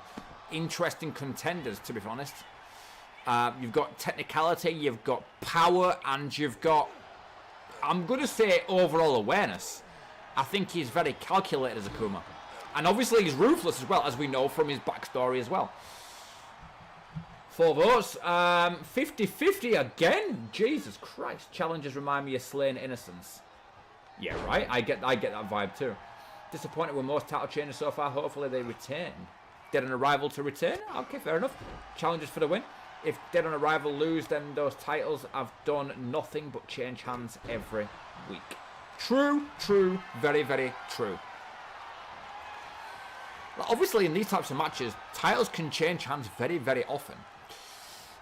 It takes one very, very strong team to fucking dominate. Like, if you genuinely look, and you say, yeah, but like, it's all about luck and randomness and everything. I agree. But I'm going to remind you on something. That, okay, it didn't happen every single week or every fortnight. It happened once every month. But the point is, they was in the match about 8 or 9 times. And the match that I'm talking about is War Games. And the team that I'm talking about is Caleb, Max Steel, and for the life of me, I can't remember the other 2, and I don't know why I can't. Adam Daniels, Ikea Rowell was another one, but I can't remember the 4th member. It was more or less technically the Steel family. And they just kept fucking retaining all of the time. After they beat the Bloodline, it was just retain. It can happen. It can happen if you get a perfect combination of a team. Will Caleb, Max and AD, yeah. What a team that was. What a team that was. It's because it's KO. That's why I'm not a fan of these being back, because KO is so much luck and bullshit, but pin sub would take half an hour, yeah. Then we lost to the most random team I've ever seen in my life. It was, yeah, the team was Blade. I can't remember the rest. Blade and someone. I've never understood why people hate frequent title changes. It makes it seem like there's tough competition in the division instead of one-person team being clearly better than everyone. I agree. I'm somewhat for that as well. I do like constant title changes. I like that. However, specific titles, and when I'm talking specific titles, I'm talking the Undisputed, the World Heavyweight. I'm going to throw the Pride Championship in there as well. Those three titles, in my personal opinion, shouldn't be frequent changes. I think they should go on for a fairly lengthy amount of time. I ain't talking like up to 6 months, but they should be for the women as well. Bear in mind, Heartbreak, World Heavyweight, and Women's Pride. They should be with a champion for at least a month, minimum. Difference between transitional champs and frequent title changes, Jack. Most of the champs who lost tonight won it last week, or at least the women's trio did. Like, the US is probably my favourite championship in WWE just because the division feels unpredictable, unlike the others. I agree completely. Mid-card is whatever, but world title shouldn't be transitional. I agree. This is what I'm saying. Same as Dakota. Like, personally for me, it's the Undisputed, the World Heavyweight, and the Pride Championships on both divisions. That should be minimum change every month. Minimum, if not more. Now, obviously, if I was scripting this shit, if I was 100% scripting outcomes and stuff, and if I was creating a proper dynamic WWE feel, then we would be keeping a lot of the titles on specific champions for a very lengthy amount of time. But you know I don't do that, and I haven't done that since the beginning of time. There may be small times where I do it. There may be tiny little parts or moments where I do decide a specific outcome, and that's because of a storyline, plot that I'm doing, where it needs to go that way. But the majority of the time, I literally let whoever the best man or woman win. Shinsuke was a shock, but other than that, the division has been Paul and Knight, pretty much, yeah. I don't see why you don't do it at least for a little while, Shane. You mean where I take control and I determine outcomes? The reason why I don't determine outcomes is because then they would, in essence, be favourites. Does that make sense? So people like Blade, people like RDP, Charming, people like that would get kind of lost in the mix. They'd be kind of like lost all the way down, so they'd have matches, but they would never fucking win. Or super rarely. I did contemplate doing overall stats, and I kind of went against the idea because of the same reason. It would feel like the favourites always win, and I like that. No, don't get me wrong, I do like that. It adds more dominance, it adds more feel, but at the same time, so many people would just not ever be in that limelight. He did that with Liam's Undisputed Reign. I did do that with Liam's Undisputed Reign. It needed to be done. It needed to be done for the impact. Liam was losing a bunch in that reign, but it was never canon. When Garma returned, I beat Liam like 8 times until Liam finally won. Can you rig deep on winning everything? I'll send you a tenner. I like that comment. Unfortunately not, Jack, no, but hey, Depot may eventually one day get a storyline, who knows? It was me or Conan, or it might have been both. I'll send you 11 to Firepunk. Oh shit. But yeah, I don't want a lot of the superstars getting lost in the shuffle. Otherwise, what's the actual point? It's just kind of like giving bait to the more dominant, more predictable winners. I don't like that. I don't like that. That's what makes it different to real life. Real life wrestling companies script the winners. They script the outcomes unless one of them obviously gets injured and they have to flip it. But they do normally script the outcome. They script the winners. You know, it's up to the superstars to write a story within the ring itself, which they do. But obviously this is a game, but it's not just a game. But I feel so many people may disagree, but I feel every single person who is in the show, male or female, is as important as one another. Okay, maybe not as important as one another, but they should still be considered important. If there's one superstar on the entire in the men's or the women's division that is not rendered important in some form, in some manner, then why the fuck have I got them on the show? You know? Every single one, even hosting, is important in his own right. Is a meme. Is the fucking lovable meme. He's been around since the beginning of fucking time, more or less. You know? Every single superstar is important in their own rights. And the moment that they start to become irrelevant to the point where they're never spoken about, they're always hated on, or whatever, then it's time to let go, because it's like, well, they're just pure dead weight at this point. Feels like most of them got lost in the shuffle anyway, though. Yeah, true. For your information, even he's the most important. I'll agree. Houston is the only man that should have stayed around. Lol. He is though. He is the only man that stayed around. Yeah, I miss people like Biscuit Bob, and I miss people like Takeoff Steve. Those fucking guys were amazing. I miss Mini Apex, aka Apex Junior. Obviously, we know him now as AJ, but like, you know, Baby Apex, Horstina, Horsberg. You know, Horsberg was the OG of all the OG memes. He was the very, very, very first. But, you know, he's not needed. Horston's needed. The others were stupid, just taking slots. Pegasus, I'll always miss you. Pegasus as well! Yeah, Pegasus was cool in his own right. We, you know, funky little fucking white horse. Lovable, you know? Stuff like them, you know? If we had 200 slots, then we may see him make an appearance again. It'll never happen. Even if we have 150 slots, he may return. They'll never increase the slot capacity, but if they ever did, or if there was ever a mod to increase the slot capacity, then I'll bring back a lot of the OGs. I will. Truthfully speaking, I'll bring back a lot of the OGs. And then we will have a lot more variation, and we will have a lot more uniqueness to the show, because we won't be constantly seeing the same people, or feel like we're seeing the same people every week. It's kind of that I kill Pegasus. I'm going to steal your lungs. But yeah, no, for real. It's getting to the point where 100 core slots just doesn't feel quite enough, which is ludicrous, but still. You might want to focus on someone else in this chat tonight. Oh, shit. Garma knows. He knows. We won't get more than 100 until they drop all gen. True, it's very true.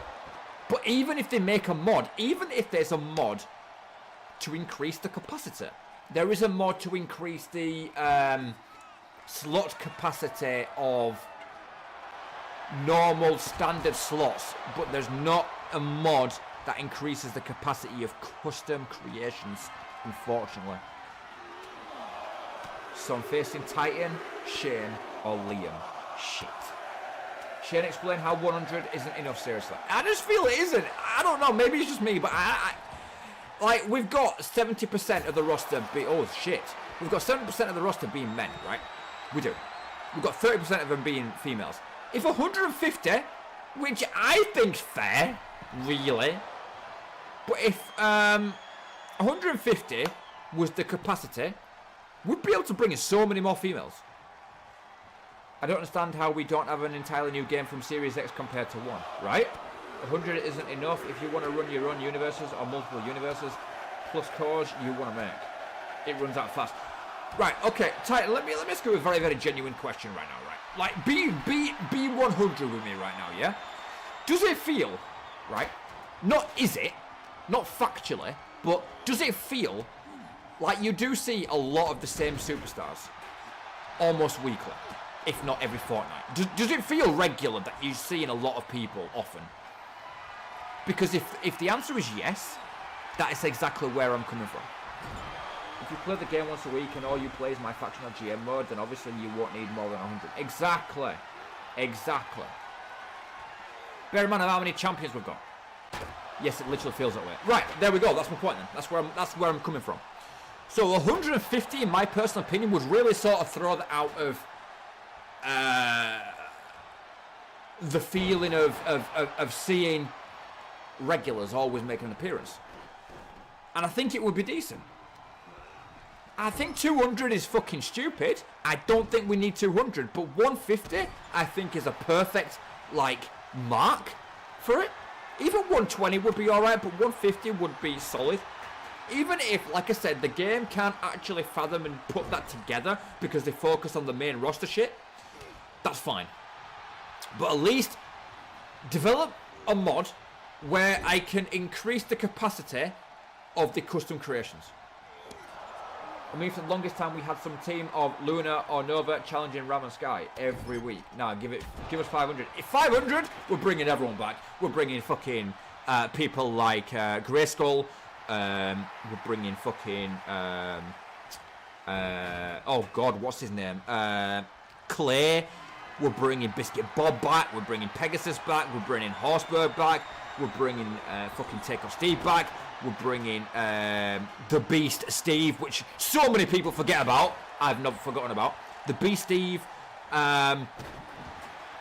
can bring back... oh, God. I can't remember the names. Sin E, Vin E, Tim E, and the big dude. I can't remember. We'll bring Saboteur back. We'll bring fucking... Bring them all back. It's 500. 5 from WWE returns to FAW. Brock Lesnar returns. 100%. I'd bring Brock Lesnar back. I'd bring Brock back.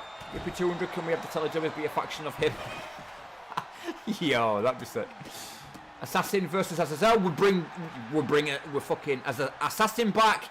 I know you don't really support it, but Liam would. We'd bring Pug back, but in his own rendition. It wouldn't be Pug, but it would be Pug if you get me.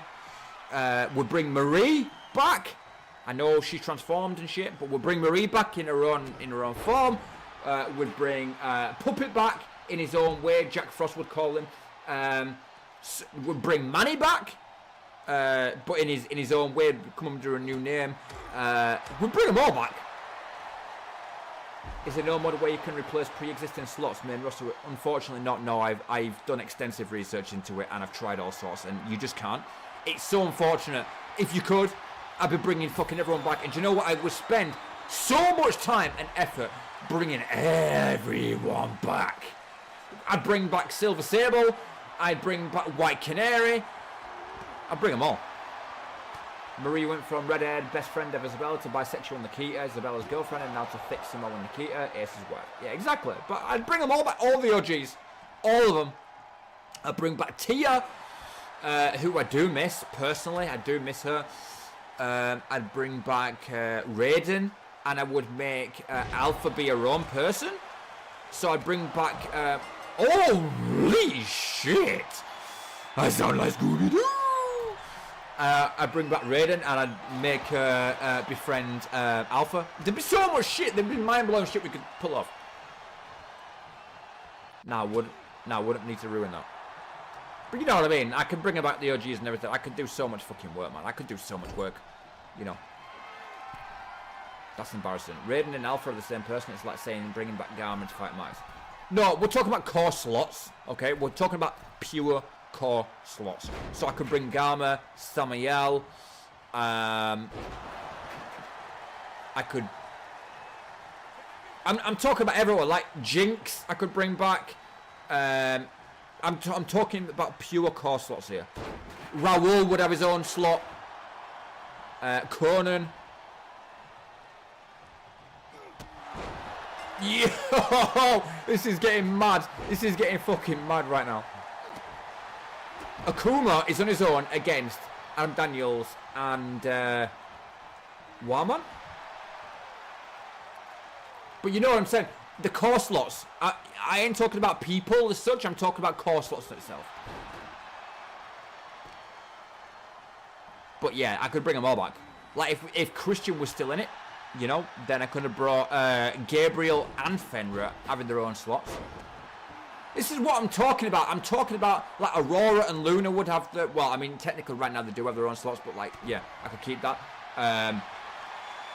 Holy shit! Let's go. Get rid of Akuma. Get an arrival looking very promising right now.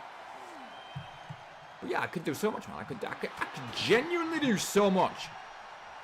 But unfortunately, that's not the way it is. You know, not the way it is. I don't think I missed anyone off the list of the OGs. Owl. Anybody remember Owl and Halo? They were some fucking proper OG guys.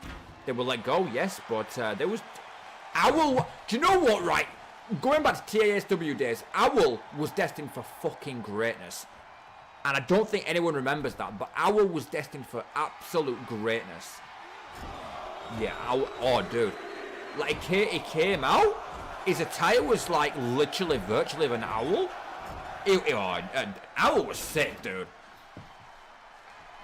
He was fucking sick. He was destined for greatness had the circumstances not gone the way they were. Like genuinely, he would have been one of the top tier guys. If he'd have stayed throughout the entirety of all the shows up until present day, Owl would have been up within legend status right now. I'm being very genuinely honest right now.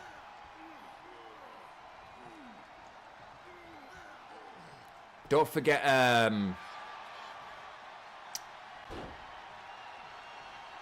God, what's this fucking name? Who were the brothers in TASW? I completely forgot. We did a little bit of a recap a few months ago. They were twin brothers. There was Queevy and there was God, what's his name? Beginning with T. I can't remember. Hard to say that with how hard Nova fell off after 20. Vincent. No, I'm not talking Vincent, but Vincent's another shout. Tony and Queevy. Tony and Queevy. The brothers would return. Obviously, a lot of these would have their own fucking, you know, names and shit. But yo, Wildman and Akuma. Akuma's really, really doing work in this ring, man. Knock out Adam Daniels. Is he about to literally win for his team? Is there an arrival about to go down? This is mad. Akuma's really, really bringing that tribal warfare out. He's really bringing that inner animal. You know, we all know that Akuma is fucking brutal. He's finally showcasing it. Liam remembers Owl. Getting 2K20 flashbacks right now. I know, right? We'd be able to bring Gordon back, for fuck's sake. No one mentioned him. Gordon would return. Lucifer made a very, very short stint. We'd be able to bring him back. Because, yes, he was in Earth 666. We'd be able to bring him back. We'd be able to bring Blackhand back. Everyone had returned, man. We'd be able to do the storyline where fucking the universe kind of merges with one another and everyone's in the same shit. Who in the fuck is Gordon? You don't know Gordon? Dude. You don't actually remember Gordon? Yo, well, man. Oh, Akuma getting out of that. He was... that'd be why. Poseidon? Got to remember Poseidon, right? Poseidon had returned. Titan, do you remember Poseidon? Here we go, Akuma. Finisher. Samoan drop. Wins for the team.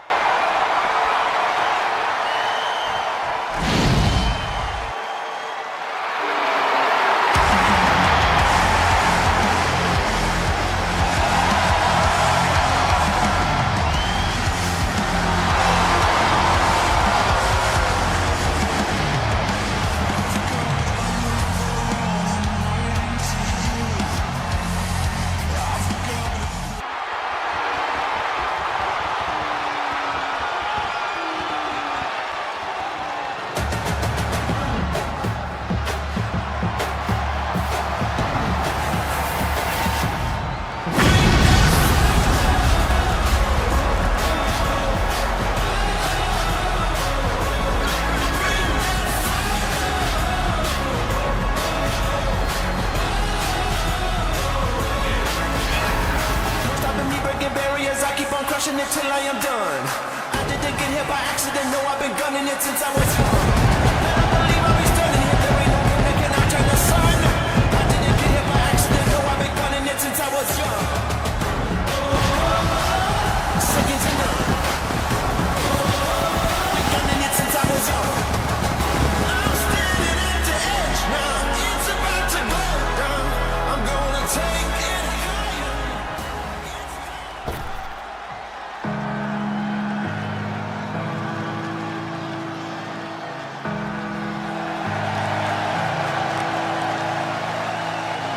I was born in a thunderstorm. I grew up overnight. I played alone, I played on my own, but I survived. Hey, hey, I wanted everything I never had, like the love that comes with life.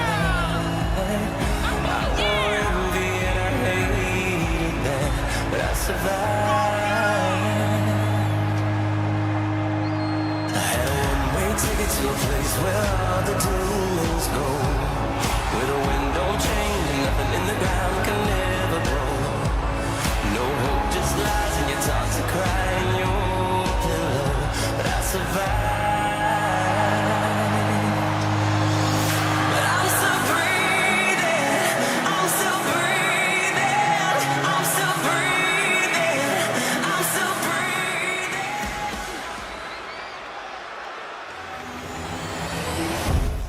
All right, guys. So, well, that's a very, very bold statement about what Gamma and Titan agreed with, just more or less said. That you're not really a big fan of the pay-per-view. That, you know, fair enough, man. Right? Fair enough. I can't aim to please all the fucking time, and I certainly can't control the outcomes and shit. Alright? So, not my fault. I think the actual matches that have been put together is pretty decent. And that's the only thing I can do, you know? It's the only thing I can do. The arena I made, you know? So that was in my control. But everything else, I can't really control that shit, you know? So, fair enough. Fair enough. Angelina needs a new theme song. This song doesn't fit her entrance. Okay, too slow. This definitely missed. Lol, you can't please everyone. Simple. Pay-per-view's been okay. Honest opinion, another pay-per-view that could have been in normal gold or glitter. Fair enough. Fair enough. If you believe she needs a new theme, please do your research and send me a song that is more fitting for her. Please. Please, please, please, please. Frozen Frenzy was perfect. Oh, you think? Oh, sweet. Okay. Well, you know what? I didn't deliberately make that perfection, but I appreciate the kind words. I do. Last match definitely my favourite now, literally because it felt like a time rewind almost. Was kind of cool, honestly. Well, there we go. You see what I mean? You see? This is what I'm saying. Right? This is what I'm saying. There's no fucking way, right? Let me be very, very genuine with you guys right now, right? There's no genuine way I am going to please every single one of you 24/7 with every single match I put together, with every single outcome that happens. It's fucking virtually impossible, right? So, Liam's saying that this show is actually alright.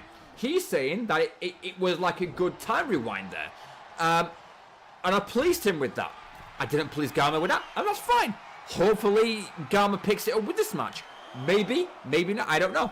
But at the end of the day, if there's something that you guys like from every single show, that is my mission complete, in my personal opinion. I'm not trying to aim to please every single one of you 24/7, otherwise there would be a lot of things I'd probably do a lot differently, you know? So, yeah. Last match was completely shit. Not Frozen Frenzy, I meant Winter Mania. Winter Mania was one. Okay. That last match was really fun. Jack liked that one too. He said it's okay. How was it complete shit though, Titan? It's just mid. Retarded winners. Akuma shouldn't be able to fucking 3v1 Azazel, Eddie, and one man like that purge those titles. See? That's what I'm talking about. It's fine, man. You're more than entitled to your opinions and shit. He 2v1. Yes, he did. He 2v1. And we're talking about Akuma here. We're not talking about RDP. We're talking about Akuma. Got to remember his backstory. Got to remember his lore. He tapped into his fucking aggressive side, and it worked for him. So, at the end of the day, You know, there's 4 votes. By the way, Garma, you are the editor. You need to be crossing this shit off, dude. You forgot. By the way, huge shout out to Dakota for actually doing the polls in the first place. He's doing me an absolute service. Thank you very much for all that. For me personally here, better business. Ooh. Hold up, let me think about this. Let me think about this for a second. Best for business. Cassie. I'm going to be honest. I'm going to say Cassie for best for business. Do I want to win? Cassie as well, yeah. I'm Cassie all the way here. Which is really, really mind-blowing because, like, you'd think I'd be going for Angelina, but no, Cassie for this one. Akuma has 2v1 against Eddie before. It's just last time he teamed with Leon. That was my point with the time rewind. Aha. It's more believable for almost anybody else. It's almost like a throwback to when he first debuted. It's because someone doesn't vote immediately and it sits on fucking 3 votes for 10 minutes. Okay, Shane. Yes? Was good time. Was good. Tell me what is going on with you. Best for business, Angelina. Is it? Are you sure? Because I think Cassie's got the most to gain from this match. Angelina Angelo, or Queen Angelina, is the face of the women's division. She is not the GOAT. She's not the GOAT. She should be in the conversation for GOAT. But she's the face of the women's division. She's expected to win.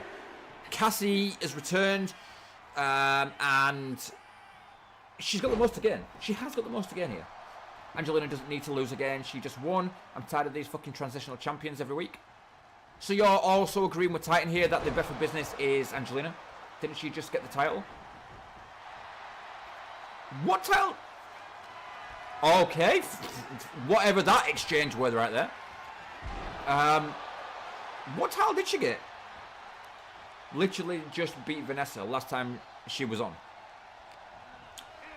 So you're more or less saying Angelina too. Angelina's got the most votes. Cassie has got 25% of votes. Who voted Cassie?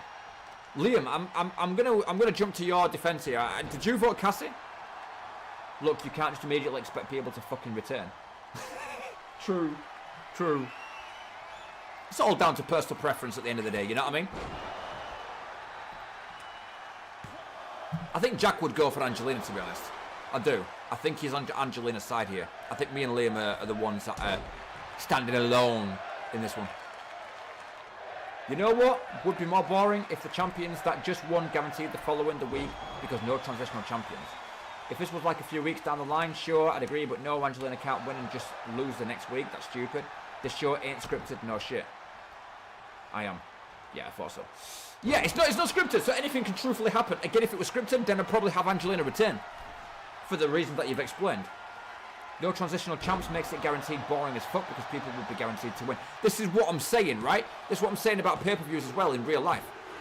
And this is what I'm saying about casting with a transitional champion. I don't give a fuck. I'm happy with that result. Bring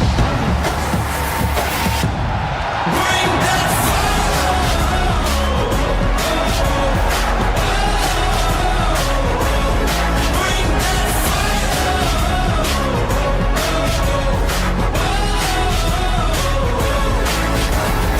Stopping me, breaking barriers, I keep on crushing it till I am done. I didn't get here by accident, no, I've been gunning it since I was young.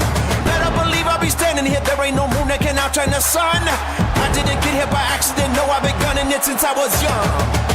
Oh, second to none. There's just so much goddamn weight on my shoulders. All I'm trying to do is live my motherfucking life. Supposed to be happy, but I'm only getting colder. Wear a smile on my face and a demon inside. There's so much goddamn weight on my shoulders. All I'm trying to do is live my motherfucking life. Supposed to be happy, but I'm only getting colder. Wear a smile on my face and a demon inside.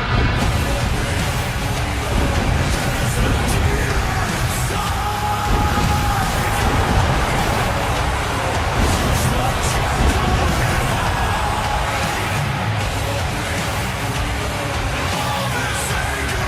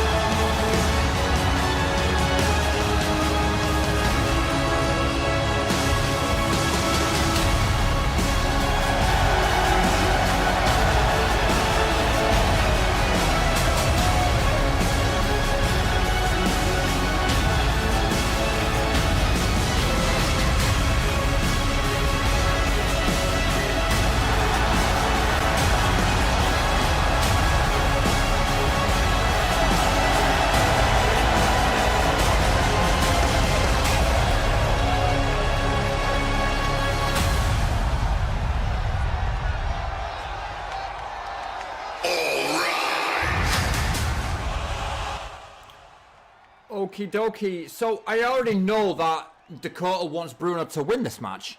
Simply for the fact that he chose his opponent. This is his choice of opponent. Bruno, straight away. Max standing there. God knows why. Bruno would be the only one in besides Devon that makes any goddamn sense. So not sure where you got that idea. Or Cypher. Half the match is fucked. I'm about to turn heel again and put on all the cheese-ass moves and just hold 3 titles because fuck these idiots. What do you mean makes sense? Isn't that entire match basically younger guys? I mean, all the contenders are really not that bad. Jack's the OG. Apart from that though, we've got some pretty decent people in the contendership. Felix isn't even relevant enough to beat me, although young. Devon makes sense. Cypher makes sense. Yeah, but that's just your opinion. Right? We're talking about personal opinions. We're talking about personal preferences. That sounds like a personal preference to me. This is where I'm coming from. Right? This is where genuinely I'm coming from. Alistair doesn't need it. He doesn't need it. Doesn't need it. But again, preference, you know. It should be my opinion though. I'm the fucking champion. No, your opinion matters. You see what I'm saying? Your opinion 100% matters. But what I'm saying is, it's still personal preference, you know. I respect that, you know. I do respect that, you know. Anyways, you want Bruno to win. You hopefully probably don't want Bruno to win by a lot, but you know, funny as fuck if none of this matters and I just retain anyways. I'm just trying to think of everyone, right? And Jack, you know I love you, bro. You know I do. But the only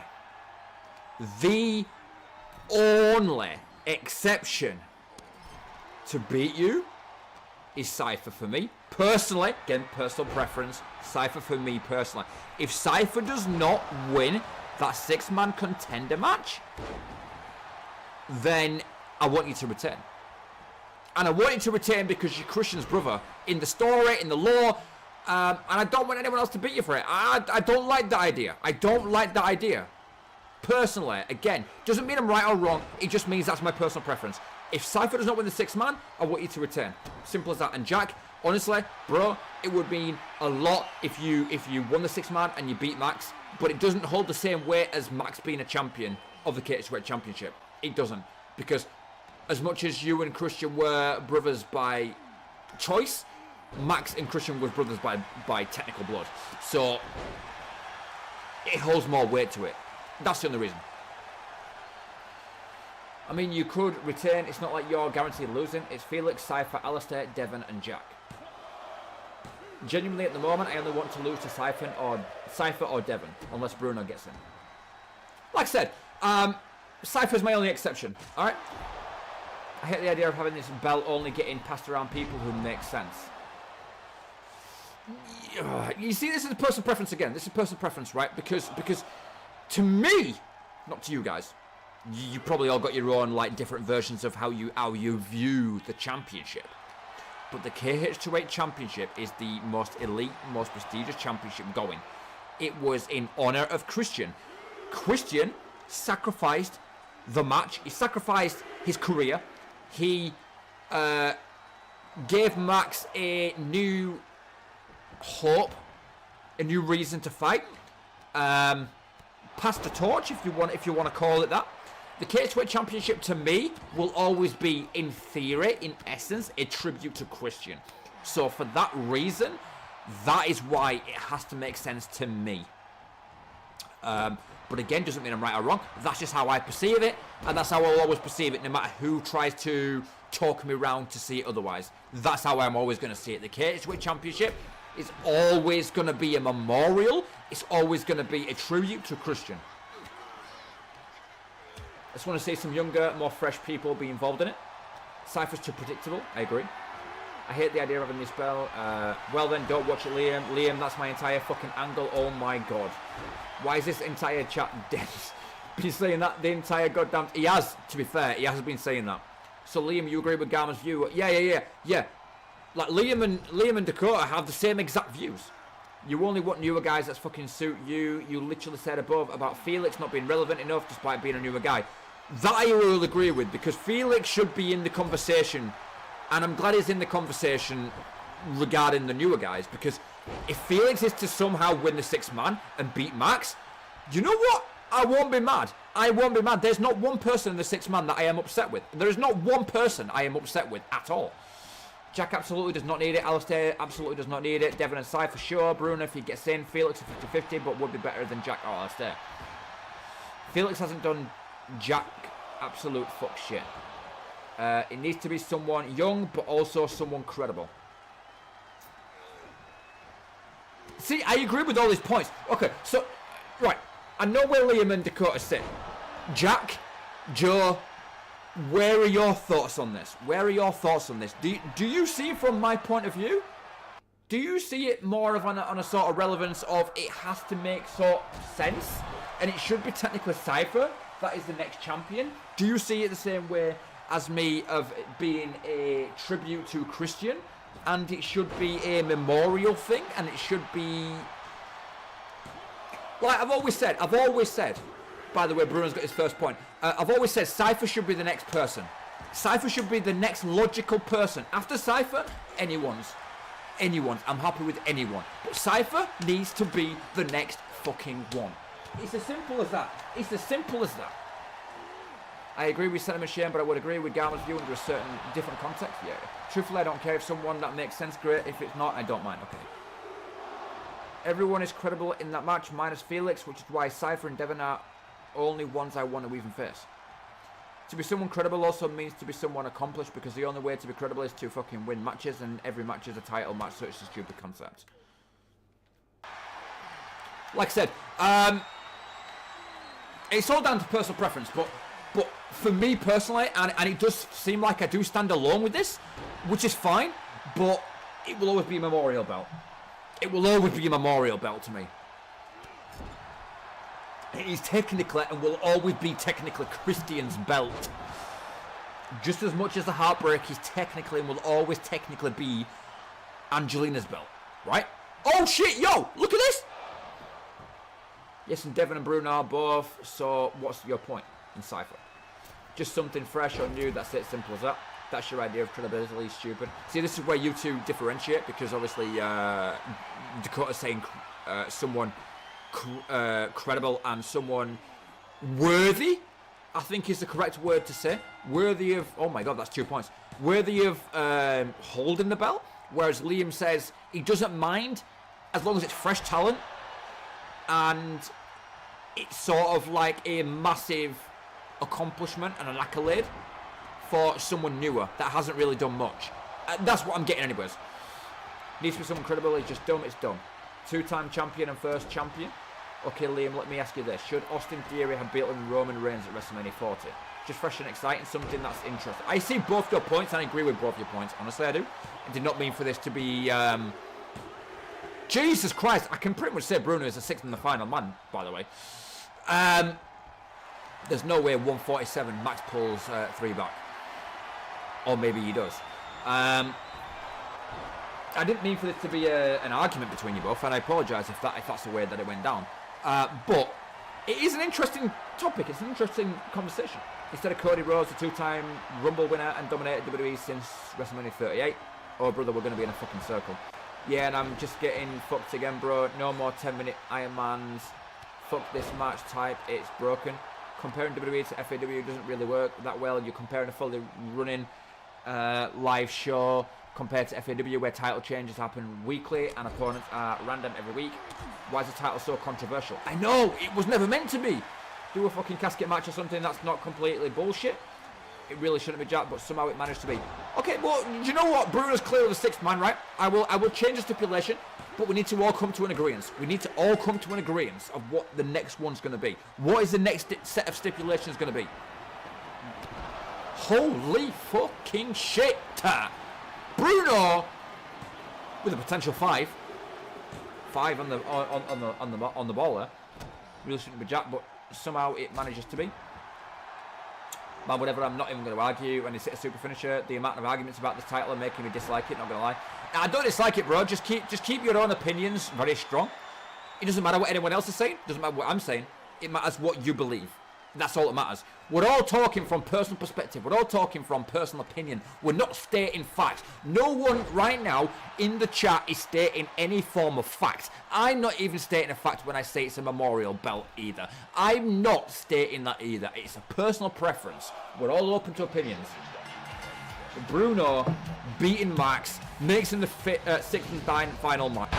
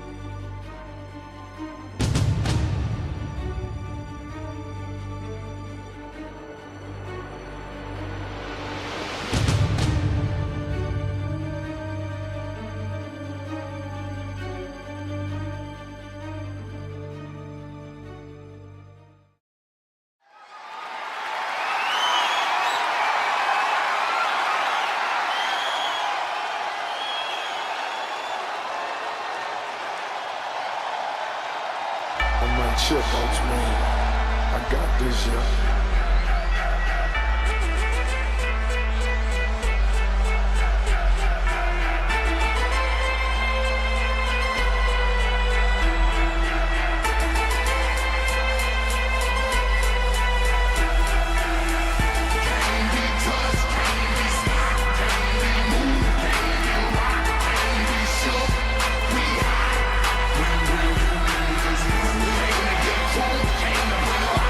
Against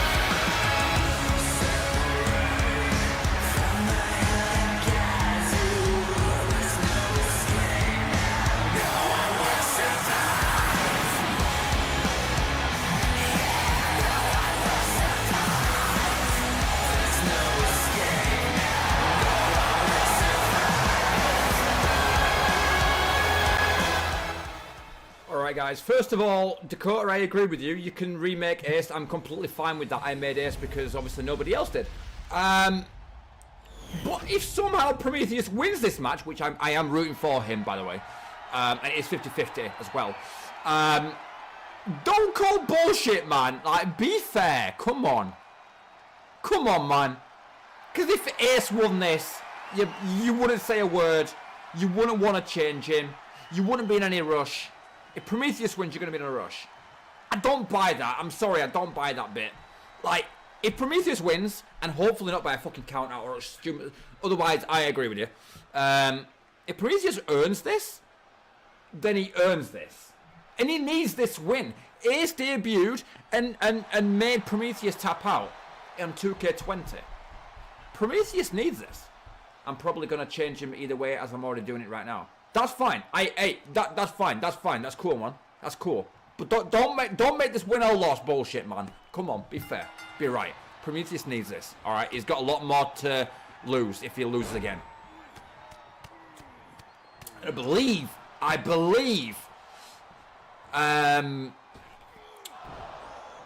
Prometheus was a champion before, and Ace defeated him for a title, and I think it was for the main championship as well. He ain't even uploaded, so I guess I'm doing it from scratch. Yeah, because I had to literally genuinely make him from complete fucking scratch. Like, I had to make Ace from complete scratch, and CC will just not let me upload him for what the matter. Prestigious. All I'll say, right, please, because this is something new I really want to keep for Ace. I badly want to keep this for Ace. I want, it doesn't matter about the other tattoos. Do whatever the fuck you want with them, right? I'm cool. I'm cool with it.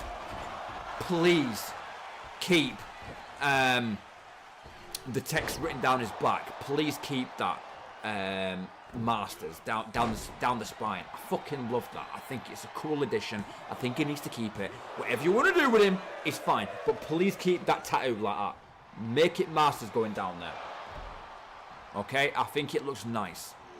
If preferably with the angel wings either side. If not, fine. I did the angel wings because of his father, so it made logical sense. But he needs to keep the Masters tattoo.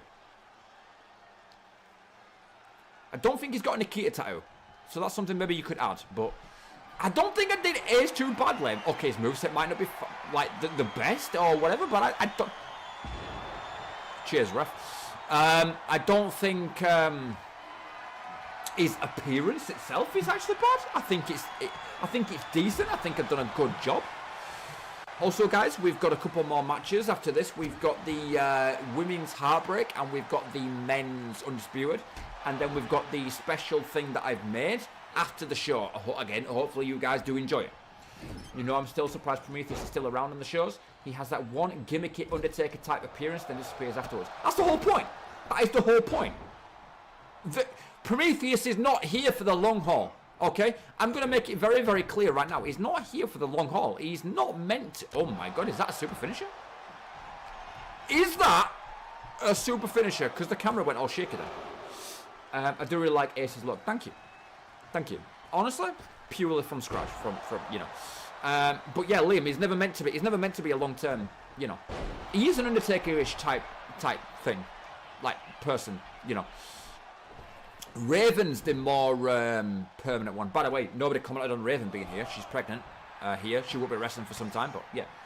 Like his last appearance before winning the belt was against Malachi like ages ago. Exactly, it's the whole point. It's the whole point. He's not meant to be here. Like, anyone remember Murphy? Like, I kind of wish Murphy returned, but it wouldn't make much logical sense currently. It has to make sense. Raven being pregnant and Prometheus returning to take the sort of mantle. I did not expect him to win the championship. That is something that blew my mind. But I just wanted him to return. You know, was the plan. So, like, if he does lose here, is he dipping again? No. He's around for a while.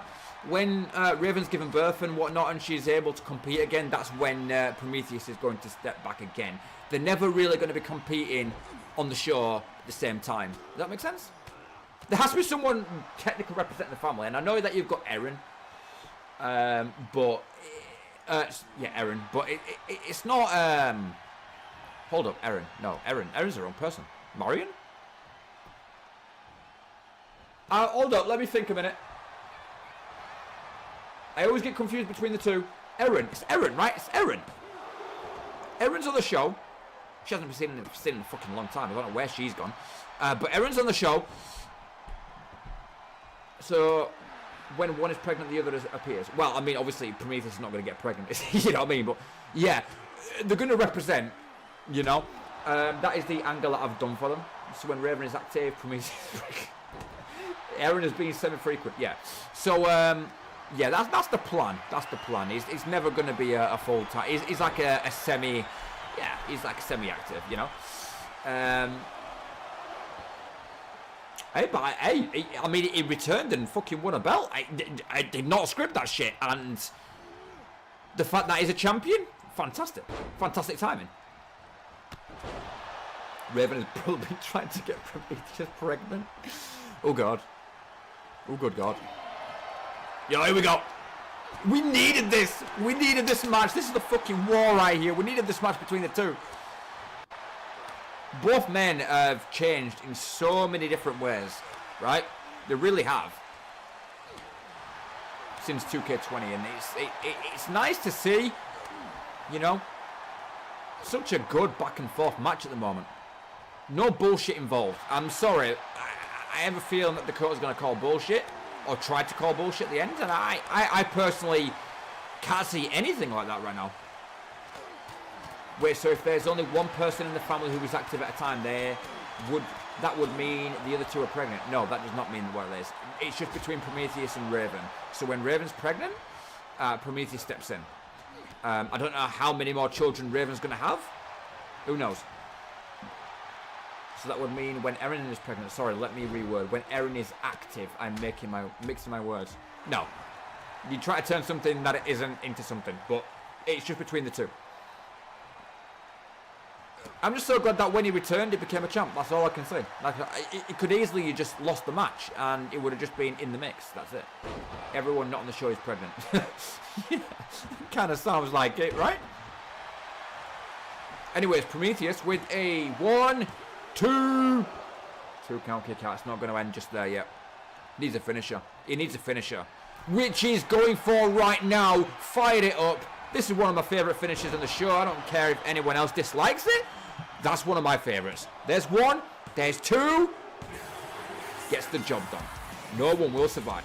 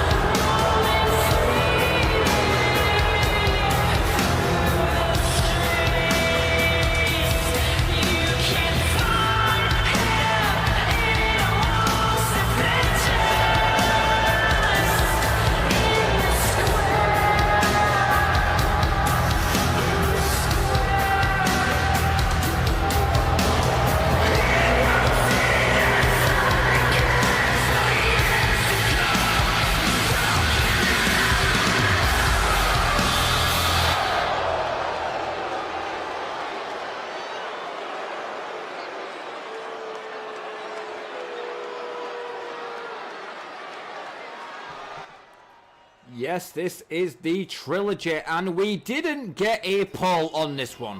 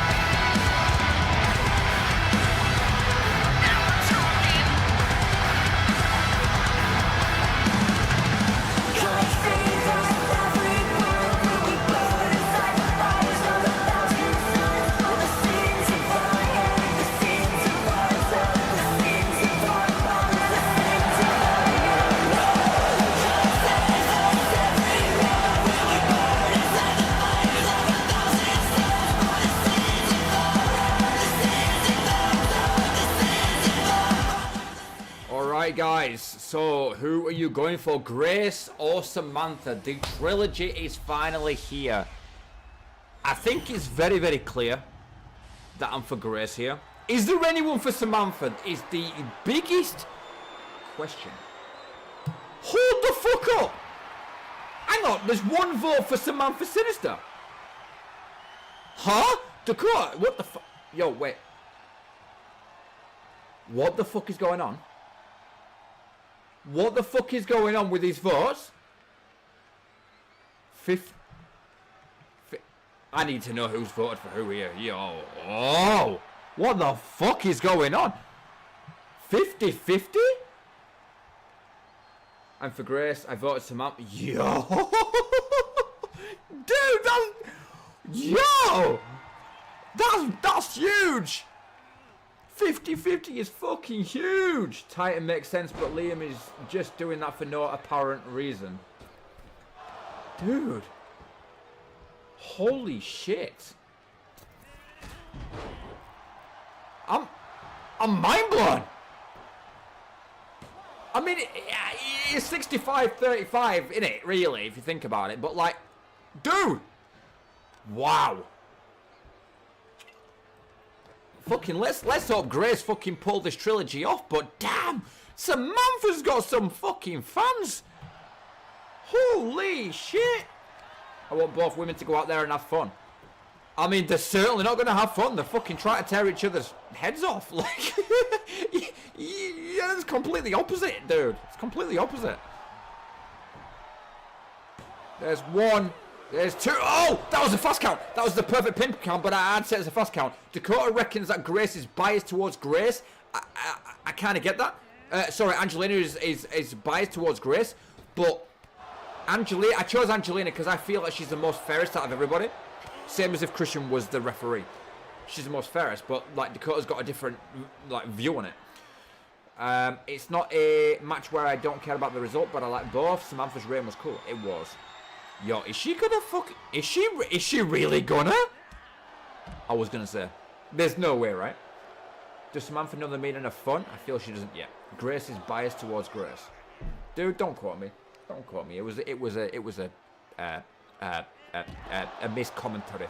You know, Angelina, I meant. I decided that I was gonna touch the beer. After all, you could probably tell throughout the entire show that I've sort of been.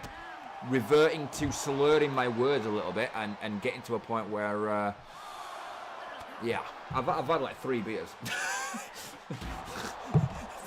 I really have. Decided against it. I thought fuck it, man. It's been a fun show, man. Dude, don't quote me. Shane Caulfield, December 2024. Yeah, dude, don't quote me. don't Yo, what did I do here? Ah, I know what I did, because it was going to be a count out. I had to break it up. Because these women showed that they were deliberately going to get count outs here. I think I did this about 4 times. I think these women really pushed for a count out. All right, calm down, Steve Austin. Oh hell yeah, says Steve. Called Steve Austin. Can't sound like him, but I can certainly drink like him. Oh, yeah. Here we go. 1, 2, That was a fast count. It even said a fast count. Maybe she's biased after all. Maybe Angelina is a little bit biased after all.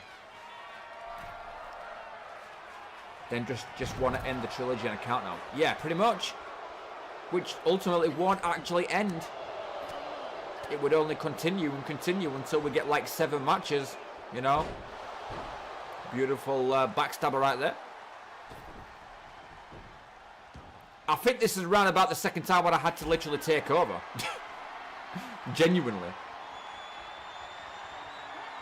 Oh God. Oh God, look at the strength and the sheer dominance from Samantha Sinister. It's just brutal. Gotta change Shane's gimmick to a Stone Cold type gimmick. Have him come out to the disturbed version of Austin's theme. It's a great idea. It's great. It's not gonna happen, but it's a great idea. I like the idea. I do.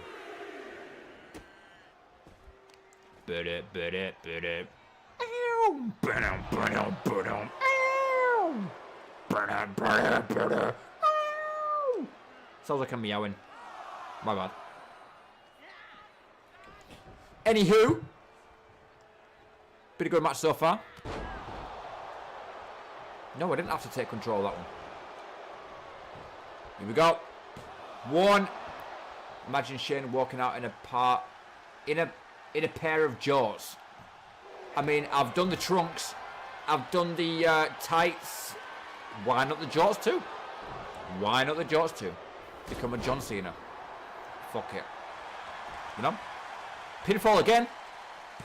1, 2, inconsistent counts this time. Grace really trying to get those counts counted in. There's 1. Stream burp as we enter the final matches. Imagine the trilogy ends with the lunch money choke. The lunch money choke? I don't even know what that is. But I do know there was a submission right there that was broke up by a rope break. Back on the outside once again. Windstream burp. Oh yeah, indeed, indeed. Come on, Grace. You got it. Not like that, you don't. Samantha Sinister with a huge power move. Incoming. Drop down. Beautiful. Yeah, this is where I had to take over again. I'm pretty adamant. I'm pretty sure this is the second time. I'm sure it's about 4 times I had to do this. It was crazy. It was actually crazy. It was a good job that I was actually paying very close attention to it. Otherwise, if I'd have gone away from the recording, if I'd gone away from the match to go do something, which sometimes I do, it would have ended, and I wouldn't have had a fucking clue. I would not have had a clue it was a count out. I would have just seen a winner and gone, oh, fair enough. The Azazel choke, basically like some bully trying to steal lunch money. Oh yeah. Okay. Oh, here we go. All the way. Oh no, it's a Famouser. I thought it was going to be all the way over in a Famouser, but fair enough.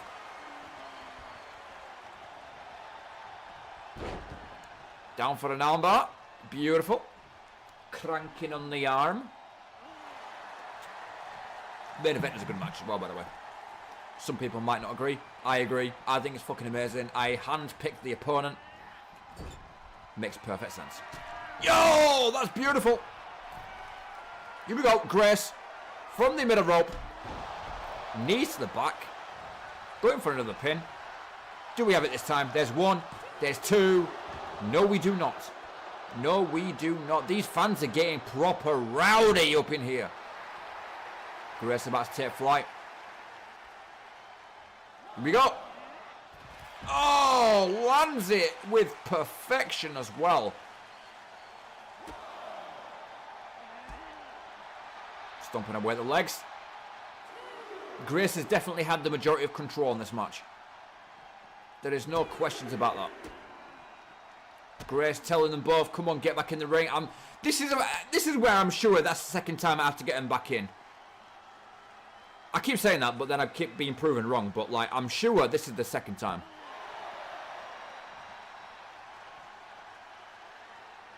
Let's see, I'm wrong again. No, I'm not wrong this time. Oh, elevated RKO, beautifully done. Yeah, this is exactly where I had to take control. We're on a 6 count right now, and I just thought, yeah, these women are just going to absolutely fucking tear into each other. Here we go. There was no way I was getting a count out. not on a trilogy. There was definitely not any way I was getting a count out. I had to get back in the ring. I did try and jump back out of the ring. Didn't work. Tried it again. Didn't work that time. Top rope maneuver. Decided, fuck it, let's have it. Samantha on the apple juice right now. I mean, Samantha's always been on the apple juice, to be fair. She's always been on the apple juice, man. She's one of the most dominating females going. If not the most dominating female on the entire roster. There's not many that you could genuinely put in the same conversation as her.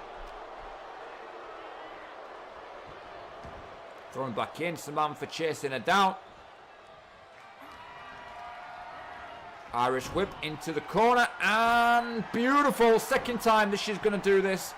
Middle rope, somersault, knees to the back, pinfall.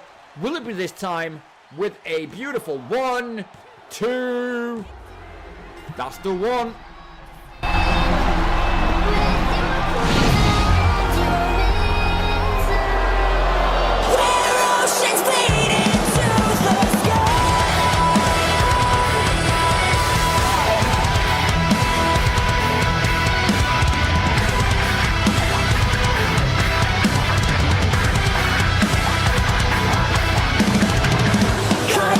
Like everyone, will we burn inside the fires of the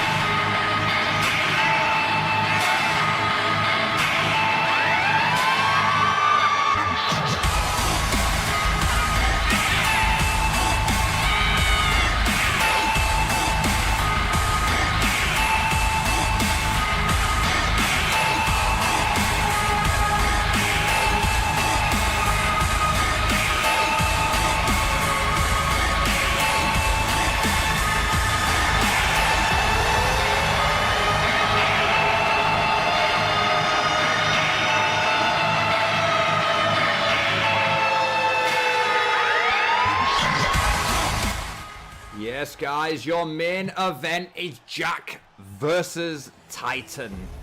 Now then, I shouldn't be biased here. I know I shouldn't be. I really shouldn't be. Okay? But I am.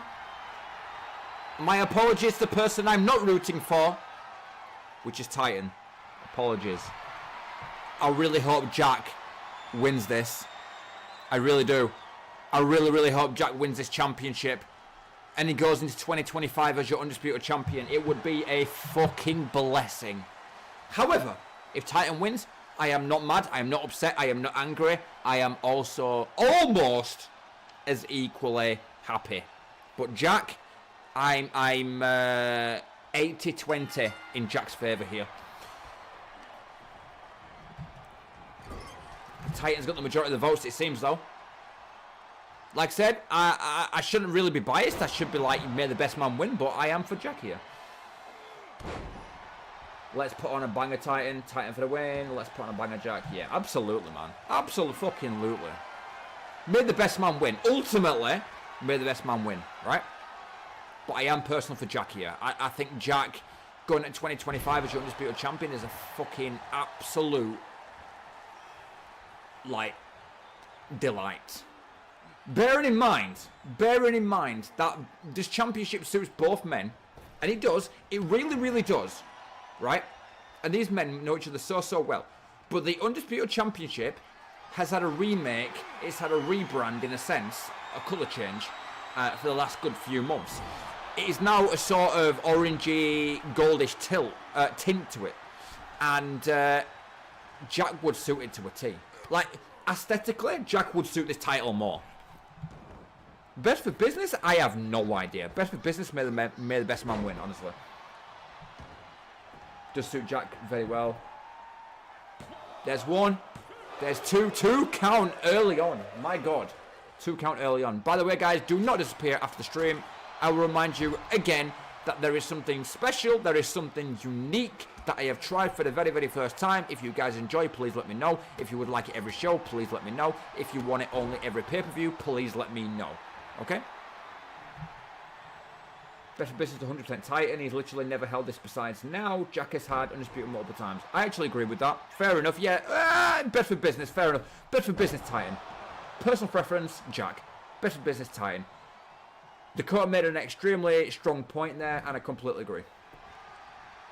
Jack has had this multiple times. Titan has never had until now. He's always been in that men's prestigious title frame picture, but never really here. This is like the pinnacle. The only sort of higher up you can get than disputed is the Cage-Weight title.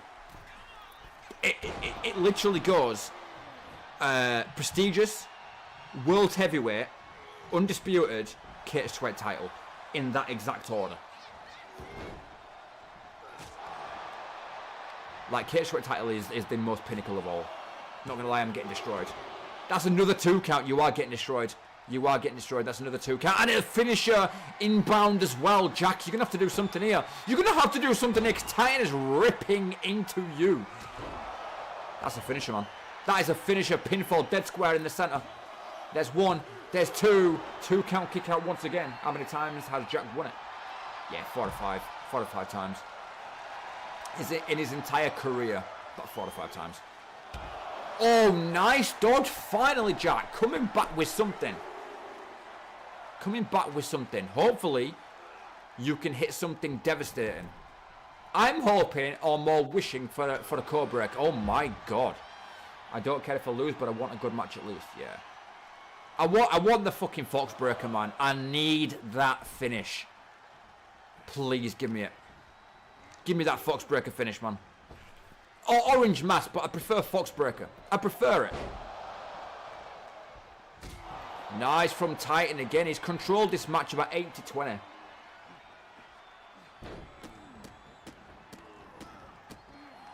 Titan is just fucking ruthless, man. He's massively improved since Alistair gave him a bit of a fucking reality slap. Feels like I've not seen the Fox Breaker for age. I know. This is exactly what I'm saying. I need to see it. It's your ultimate move, bro. Oh, that is a DDT and a half. Come on now. What are we saying? 1, 2, 2 count kick out. I mean, it wasn't going to be off that, right? It wasn't going to be off that. Jack finally bringing something back. Jack's bringing sexy back. Yep. Here we go, off the ropes. Nice little splash there. Not going to do too much damage, but it's still something.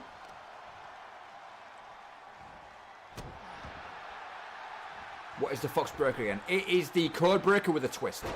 So basically, it's a 360 straight into a Code Breaker. It's a thing of beauty. And only Jack has that move as well. It's Jack's like pure signature move. It's his like a proper like. It's his move. Like all the Harpers, him, Miles, and Roy all have the mass. But only, oh my god, that was close. But only Jack has the Cobra, as the Fox Breaker. Yeah, he hasn't done it in a long time, man. A signature that I don't like using, apparently. I think you only oh my god, that was a devastating kick. I think you only really use it when it really, truly, ultimately matters. Which, realistically, this matters right now. Right? This matters right now. It has been a great match, back and forth. Titan has had the majority of control. It's for rare occasions, indeed. When he feels that he has to pull it out the most. What's going on here? Okay, whatever that was. Whatever that was. No, we're not doing this. We're not doing this. Titan, get in the ring. Oh, Jackie's definitely bringing sexy back. So glad that wasn't going to be a count out there. I saw Titan getting up, hence why I didn't need to take control. Now then. Oh! Oh, what a right-hander right there. Go on, top rope. Yeah, go on, top rope. Go on, lad. Beautiful elbow there. A pinfall again. I don't think it's going to be it, but good attempt. 2. Yeah, wasn't going to be the 3 there, but that was impressive. Hold up. Is this a mass or is this a fucking Fox Breaker? It's a Fox Breaker! Let's go, bro. Let's go, bro. 1, 2.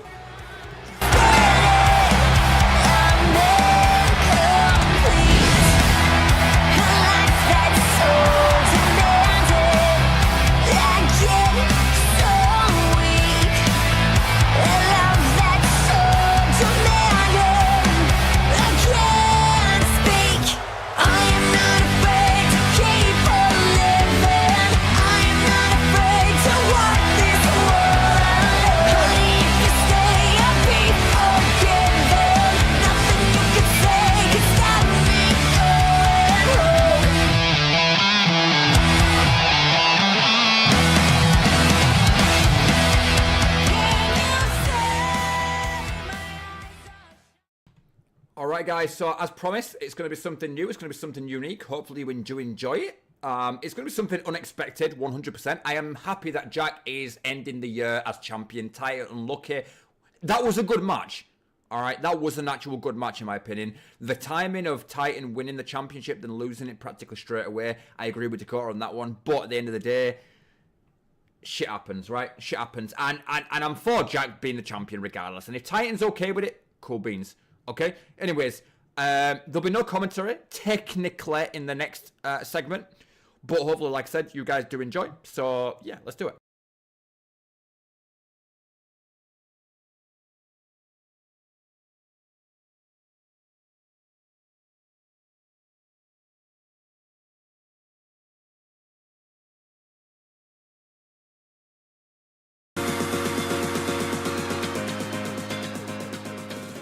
Hello there, Becky. How are you today? I'm doing quite well, thanks for asking. How's everything with you? Everything's alright with me. Yeah, I've busted out a wank earlier and I feel quite good about myself. I'm glad to hear you're feeling good. Just remember to keep it respectful and appropriate, alright? Oh, sorry, Becky. Yeah, Seth's going to be quite mad about that in here. I forgot. No worries. Just be mindful in the future. Don't want to get on Seth's bad side now, do we? oh. Oh yeah, burn it down. Okay, so anyways, Becky, sorry about that. I'm just wondering how you felt about the women's tag team title match, Scarlett and Celine versus Echo and Isabella. Obviously, that Scarlett and Celine retained their tag team champ. Max is going to have to be very proud of them at this point. Absolutely. Max must be absolutely thrilled that Scarlett and Celine retained their tag team championships. They proved themselves against Echo and Isabella and demonstrated their strength and teamwork. Max's support and pride for his favourite team are undoubtedly at an all-time high. It's a well-deserved victory for Scarlett and Celine. Would you say that the correct won in your personal opinion? In my personal opinion, yes, I believe the correct team won. Scarlett and Celine have consistently shown their skill and cohesiveness. Their victory in the match was well deserved, and they proved themselves as the rightful tag team champions. It goes hand in hand as well when you know that they are in a relationship together. I'm not too sure if they're married. Are you aware if they're married or if they are generally in a normal relationship? Yes, you're absolutely right. Their relationship does strengthen their tag team dynamic, and from what I know, they are indeed married. Their connection, both in and out of the ring, plays a significant role in their chemistry as a team. I completely agree. So who would you say should be next in line to face Scarlett for the tag gold then? Because there's quite a lot of teams out there that are sort of itching, or should I say there's a lot of solo competitors that are itching to be in the ring with. There are definitely many talented teams and solo competitors in the division who could step up and challenge Scarlett and Celine for the tag team titles. Some potential teams to consider include Echo and Isabel, who put up a great fight in their previous encounter. Other teams like the Fabulous Warriors and Fire and Ice could also be contenders. As for solo competitors, individuals like Peyton Royce, Tegan Knox and Natalia have been putting in solid performances and could be ready for a shot at the championships. It's an exciting time in the women's tag team division with plenty of potential challengers on the horizon. So what you're more or less saying is Echo and Isabella rightfully should get a rematch? That would be quite interesting. However, the other women that you have just detailed aren't actually in my wrestling show. They actually belong to WWE, and my wrestling show, or more wrestling promotion, is called Fallen Angel Wrestling. I understand that you maybe got confused a little bit there, or maybe you're actually teasing me that these women could potentially come in over to Fallen Angel Wrestling. I apologize for the confusion. In my previous response, I was indeed suggesting that Echo and Isabel deserve a rematch for the tag team titles, as I believe they put up a great fight in their previous encounter. However, I did not intend to imply that the wrestlers mentioned belong to your wrestling promotion, Fallen Angel Wrestling. My apologies if my statement created any confusion or if it seemed like I was suggesting that these wrestlers could be coming over to Fallen Angel Wrestling. My intention was to provide a list of potential contenders for the tag team title. That's completely understandable, Becky. No worries at all. Well, it's been a pleasure speaking to you. Hopefully you have a fantastic rest of your day. Say hi to Seth for me. Tell him I'm sorry for the underpard joke at the beginning. I'll make sure to pass your apologies and well wishes to Seth. It was a pleasure speaking with you as well. Have a fantastic day too. Take care, Becky. Just before you go, I've got a little present for you. Oh, a present. You're too kind. I can't wait to see what it is. Sorry, I've literally just farted. Can you smell that? Oh my. Yeah, I can definitely smell that. It's quite a powerful one, I have to say. Yeah, so without further ado, I'll bid you farewell, and I love you. Haha, well, that's a unique way to say goodbye. Love you too. Take care. Ladies and gentlemen, 50 cents. Hey, Hey, yo, Marshall Mathers, a.k.a. Eminem, how are we doing today? I'm doing good. Just been chilling and writing some new tracks. You? Yeah, I'm all good. I was hoping to get your opinion on a wrestling match that happened tonight. Sure thing. What match are you talking about? So I'm going to probably assume that Kanan's your boy, but he actually faced off against Alika, or Alika as a lot of people say, for the hybrid champ. As we saw in that match, Alika actually destroyed Kanan and actually became your new hybrid champion. Are you in support of Alika, or did you want your boy Kanan to actually win them? Nah, I wanted Kanan to win. He's been training his ass off for that title, and he deserved it. Alika's good, but Kanan's on another level. He'll get another shot at it, though. That's actually a very, very fair reply to me right there. Now, I want to just deeply go into something that's been eating away at me, and I believe has been eating away at a few other people as well. So basically, we've got Liam Russell, who has been talking a lot of shit about Kanan, about he doesn't like him, he can't get on board with him, he's stale, he's boring. Is Liam just full of shit at this point? Yeah, Liam's just hating. Kanan's been around for a while, and he's still one of the best. He ain't stale or boring, he's just consistently good. Liam probably just jelly.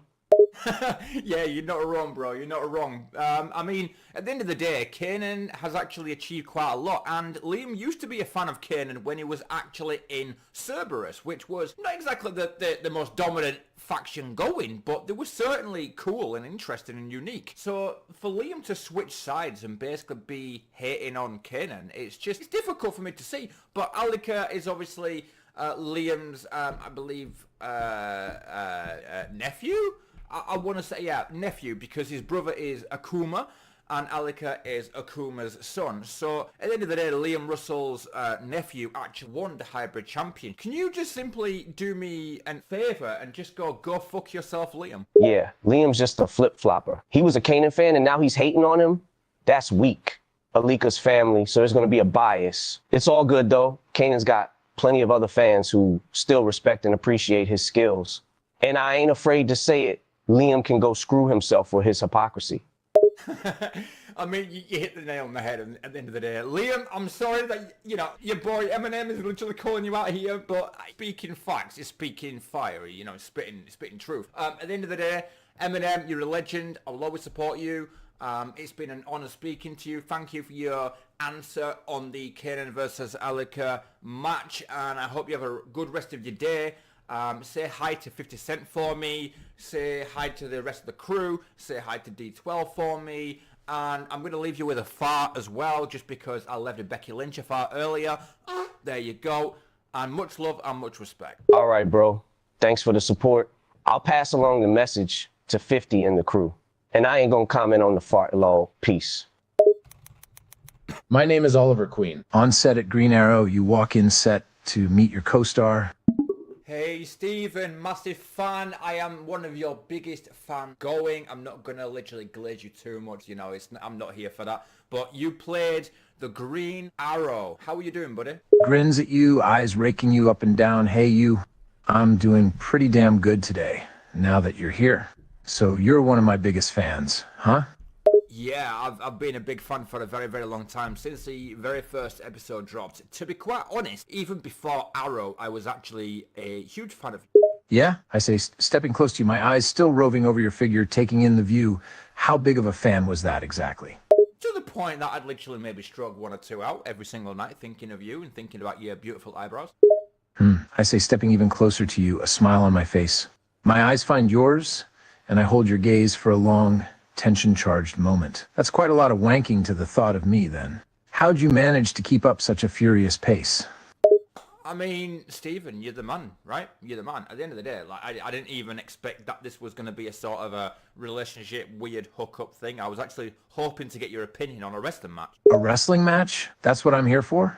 I say, my eyes searching your face, a hint of disbelief at the mention, though I don't stop moving closer.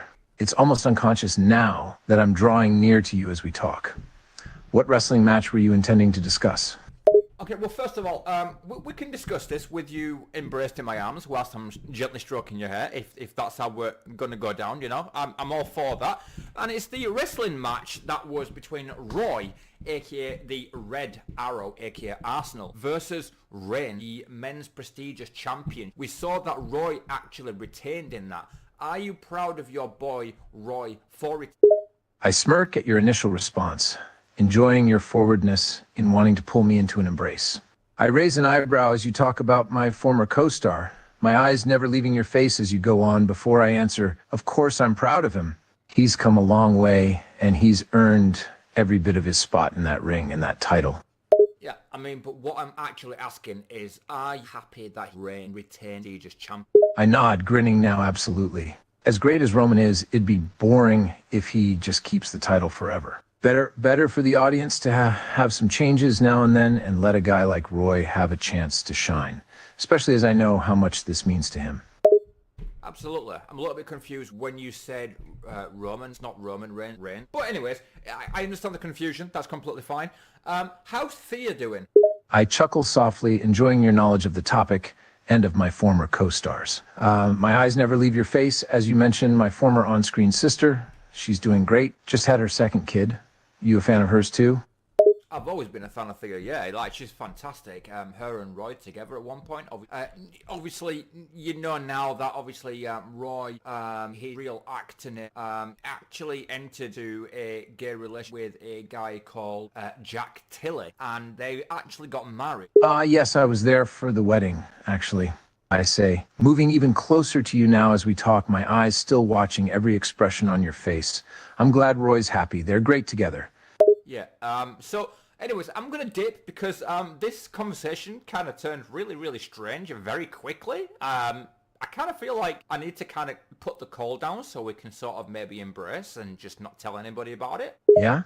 You're not enjoying yourself? I smirk, now almost chest to chest with you. I was enjoying talking with you so much. Surely you can stay a little longer. I mean, at the end of the day, we don't really need to be doing any more talking. It looks like action, so kind of where I'm going to put the call down and, you know, let's go to my place and crack open a few beers and I'll order a pizza and we'll see where the night takes. Sounds great, I say, my eyes flick into your lips for a moment. I find your eyes again, a wicked smile on my face. Your place then. Yeah, so take care for now, Stephen, and I love you. I chuckle gently, my hand finding yours, my fingers interlocking with yours. As I lean in, love you too, darling. I'll meet you there. Hi, I'm very happy and good. Thanks for asking. How are you?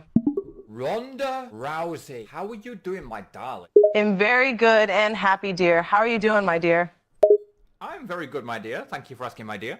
I'm wondering if I can get your analysis on a wrestling match that happened. Sure. What is the wrestling match? Okay, so we saw Maze taking on Aurora for the Women's Pride Championship. Now, I'm presuming that the majority of people watching was expecting Aurora to act Maze in this match. However, it was very interesting to see that actually Maze pulled a successful retain on this championship. Who do you think should have won out of the two?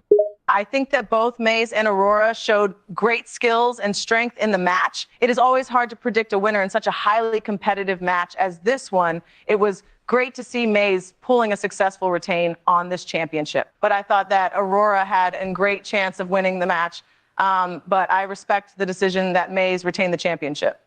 Absolutely. I mean, we've just literally seen a transition from Maze, who was this happy-go-lucky, you know, Bailey type, enjoying life type scenario, and she actually switched and turned into what we all wanted for a very long time, which was Punisher Maze, and she was joined by Punisher Nikita.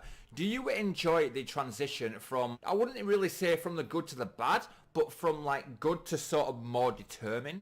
I really enjoyed watching the transition of Maze from her happy-go-lucky Bailey type, enjoying life personality to the more serious and determined Punisher Maze character. And I think that the addition of Punisher Nikita to her team made the transition even more compelling and impactful. And okay, and so would you say that Maze and Nikita's bond as friendship is probably one of the strongest you've seen, the history of all of my wrestling shows combined? yes, I think that the bond between Punisher Maze and Punisher Nikita as friends is definitely one of the strongest I've seen in all of your wrestling shows combined. They have a deep trust and loyalty to each other, and they are always there to support and defend one another, no matter what challenges or obstacles they may face. Okay, and how do you feel this defeat of Aurora would have made her feel? Like, do you think Aurora's going to go back into her shell now and maybe we'll get the OG Luna returning? Or do you think simply she has bigger and higher milestones to try and achieve? I think that Aurora's defeat in this match may have made her feel disappointed and frustrated, especially since she was expected to win the Women's Pride Championship. However, I believe that this defeat can also be a catalyst for her to grow and become more determined to achieve even bigger and higher milestones in her career. She may use this loss as a motivation to work harder and come back even stronger than before. I appreciate your honesty and I appreciate your time. Rhonda, it's been a pleasure. You take care of yourselves, my darling. And I hope to meet up with you soon and grab a drink with you. The pleasure is all mine, darling. I had a great time talking to you and hope to meet up for a drink soon. Take care, and I'll see you around. If it isn't the literal man, Roman Reigns, how are you doing today, my tribal? I'm doing great, just ruling the WWE and dominating everyone in the ring. How about you, my loyal subject? Loyal sub, I like that. I'm doing good, thank you. I was hoping that you would your analysis on a match that happened. Of course, which match are you referring to? So the match in question is, it was Sean Saturn and Mike, who were your current men's tag team champ, and the contenders was Will and Liam Russell. And I was just wondering if you felt that Will and Liam beating Sean Saturn and Mike made the most logical sense, or if Sean Saturn and Mike should have retained. I believe that Sean Satin and Mike should have retained the tag team championships. They have been a strong team and have proven to be a formidable force in the ring. While Will and Liam are talented, they have not earned the right to hold these titles just yet. It's important for the tag team division to have a strong, dominant team, and Sean Satin and Mike were those champions. I mean, you say that Will and Liam haven't earned. You do realize that Liam is second in line of being best in the world, right? While Liam may be one of the best in the world, that does not necessarily translate to tag team success.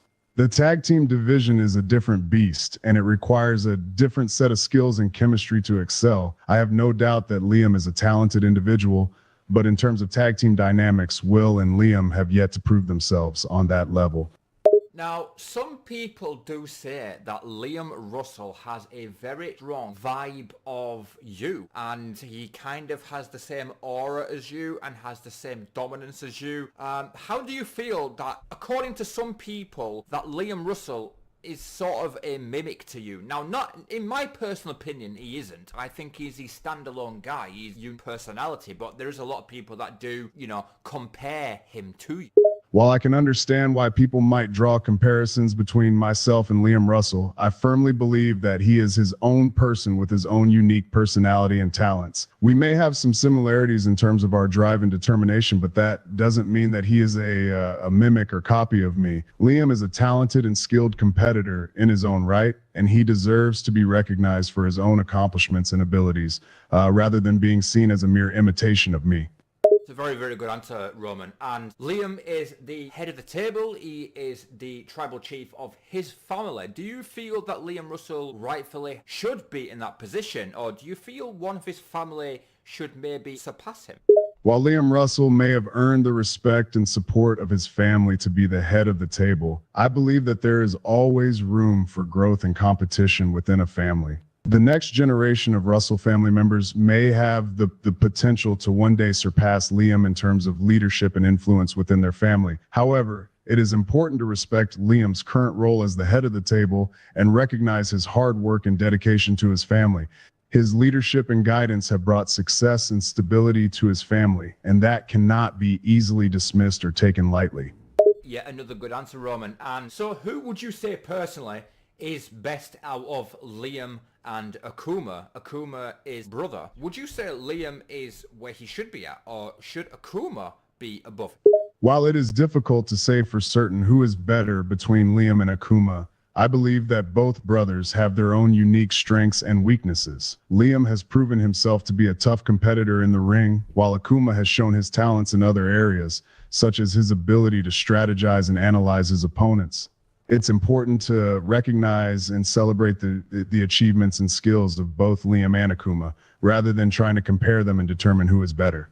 Each brother has his own role and contribution to his family and to the wrestling world. Well, Roman, it's been a pleasure. I hope that you have a fantastic rest of your day. Say hey to your daughter for me. I know she's quite a big fan of Fallen Angel Wrestling. You know, she pops in the chat now and again, and it's nice to see her. And you look after yourself. Thank you very much for the good wishes and the discussion. I'll definitely say hi to my daughter for you. She's a huge fan of Fallen Angel Wrestling, and I know she loves to interact with the community there. You take care of yourself as well, and don't be a stranger. I always enjoy talking to fans and hearing their thoughts and opinions. And yeah, thank you very much. And the final thing I'll say to you is I acknowledge my tribal chief, Roman Reigns. I appreciate your acknowledgement and loyalty. As your tribal chief, I will continue to lead and dominate in the ring, and I will always do what's best for the WWE and my people. Thank you for your support. Hi, I'm Stephanie McMahon. Prove to me that you have what it takes to be in WWE.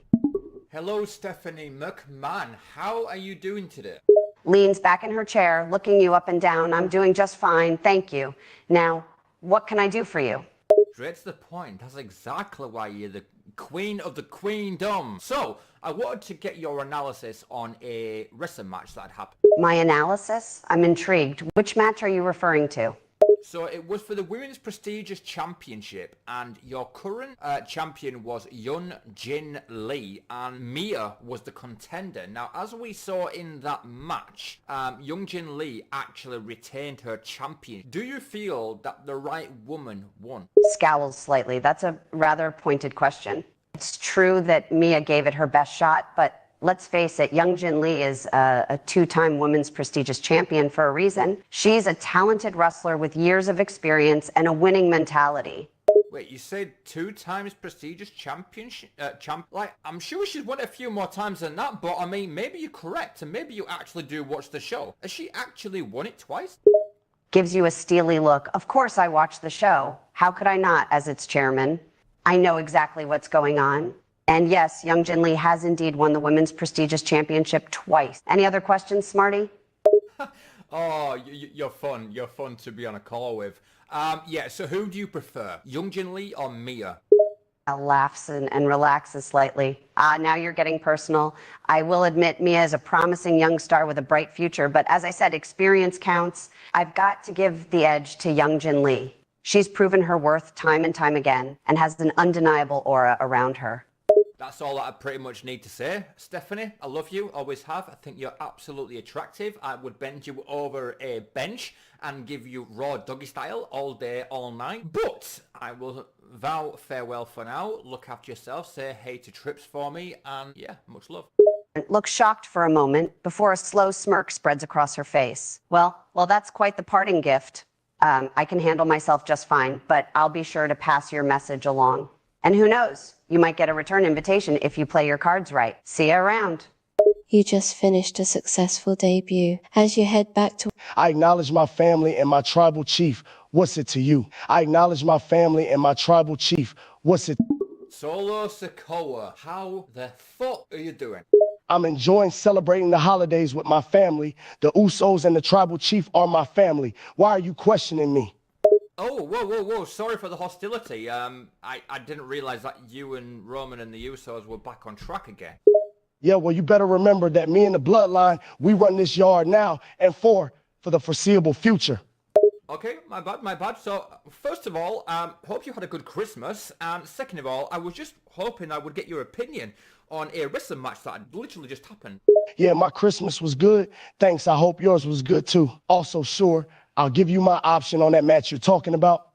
Okay, so the match in question is Andrew versus Felix. Now, Andrew went into this the men's Pride champion. Felix was the one that stepped up to try to take him down, claimed the Pride championship. But it was Andrew that stood victorious at the end of it. Now, the reason why I'm asking you specifically about this is mainly because Andrew and Felix are of their own bloodline. And I thought it was very fitting that would get your opinion. I appreciate you looking towards me for this. I feel that this is a very fitting match for the bloodline, and I'm glad that Andrew won and he retained the Pride Championship. He and Felix are both strong competitors and have a bright future in this business. Bloodline together forever. Okay, I respect that completely. Now, the last thing I'm going to say, and I want your personal, honest, truthful thoughts on this, is I acknowledge the real tribal chief, Roman Reigns. Do you say that you are the real tribal chief, or do you acknowledge the real tribal chief, Roman Reigns? I always acknowledge the real tribal chief, Roman Reigns. He is the leader, the head of the table, the tribal chief. He's the greatest champion WWE has ever seen. The undisputed tribal chief, Roman Reigns. Solo Sikoa is just an enforcer, a Saliter, a family member to Roman. Well, with that, I'm going to leave you with a beautiful fart. And there we go. Hopefully you have a fantastic rest of your day. You have a fantastic rest of your day and keep it locking. Solo and the bloodline out. Hi, I'm Angelina. I am Melissa McCarthy, and I play Ursula in the live-action Little Mermaid. Melissa McCarthy, I am a fairly big fan of yours. You are a fantastic comedian, and I love all the work that you do. How are you today? I am doing very well. How are you? What's your favorite thing I've been in? Oh, that is a very, very, very good question. Oh, you put me on the spot a little bit now, Melissa. I enjoyed quite a lot that you've been in. I like the one where I think it's called Identity Theft. You played such a good role in that one. I love that one. I played the complete opposite of what is expected of me. I play a really bad person, and I just enjoyed it in every way. I thought it was great fun. Also, the movie Spy was a lot of fun. Spy was a fantastic film. You did also. I love that movie, and I adore Paul Feig, who did Spy. He was fantastic with me. We just got along like gangbusters.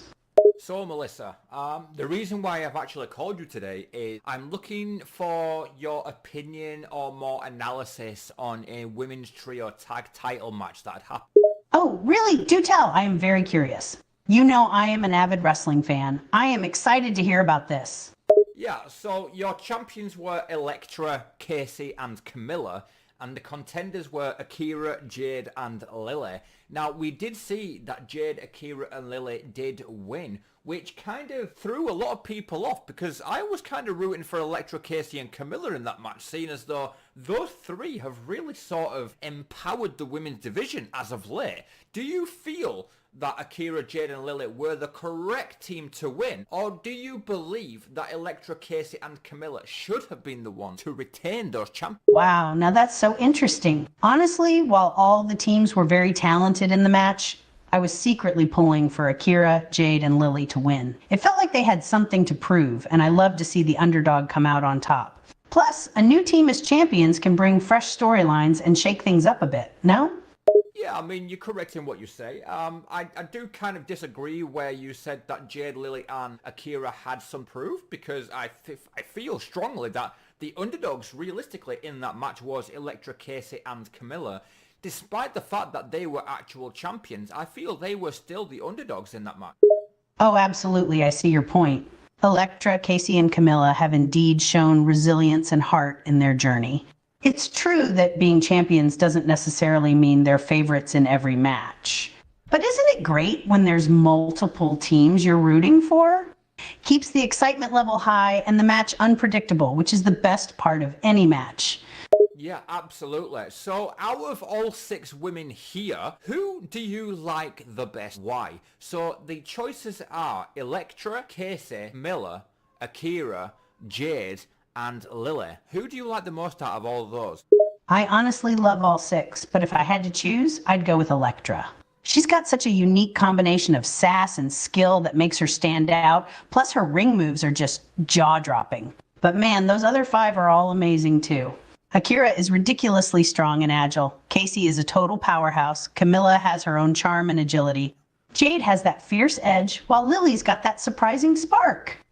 Absolutely, Melissa. Well, thank you very much for your analysis on that. I hope you have a good rest of your day. If you're going to get any cake today, then please save me a slice. I will meet up with you just after, after the stream, and we will enjoy a couple of coffees together. You're welcome. Always happy to chat about wrestling.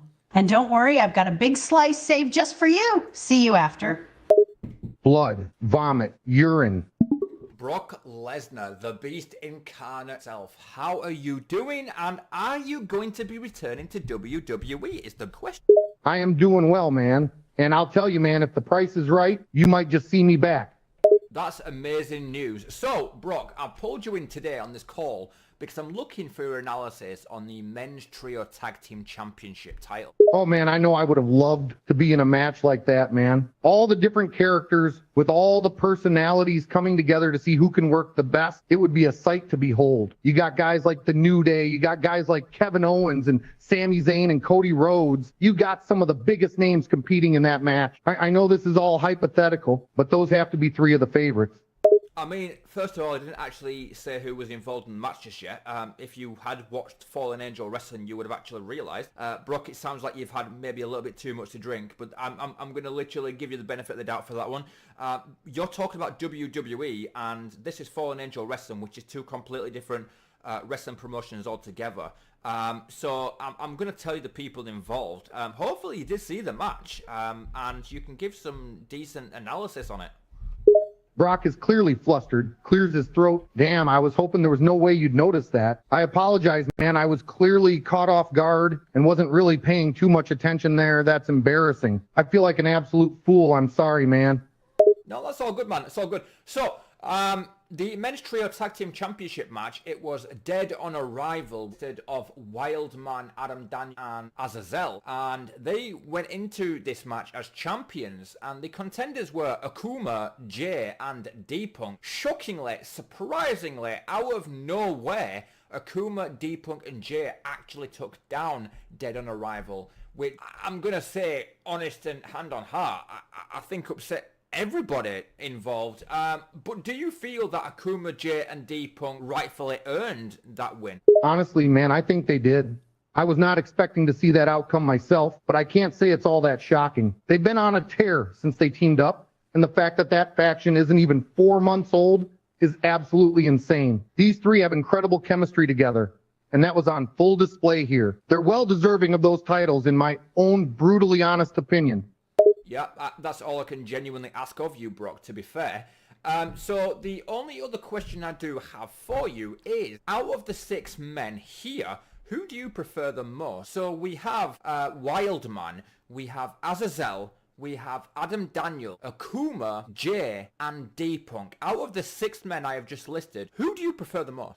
Brock thinks for a little bit before answering. I have to go with Akuma over everyone else, man. He's clearly the most dominant of everyone you listed. I think he's really got something cooking, and I would not be surprised at all if he's in a title program in 2024. The guy just had that aura around him to be able to cut a great promo and kick some serious ass in this business. That's why I picked him if I had to go with just one of the 6. He just stands out to me a lot more than the rest.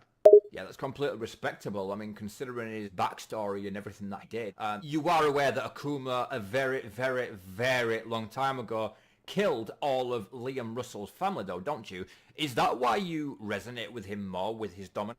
Yeah, man. The guy's past is definitely a dark one, but he's also changed a lot as a guy over the years. Sure, he has a mean streak he has to unleash every now and then, but now more than ever, he's trying to be a lot more in control. The guy was simply ruthless back in the day, and even now he certainly has a reputation for being a dangerous SOB. But there is something good in that heart of his that is slowly but surely coming out, and that to me is admirable. Absolutely, that's all I can really say. Okay, I've got one final question, bro, because I'm actually enjoying this conversation.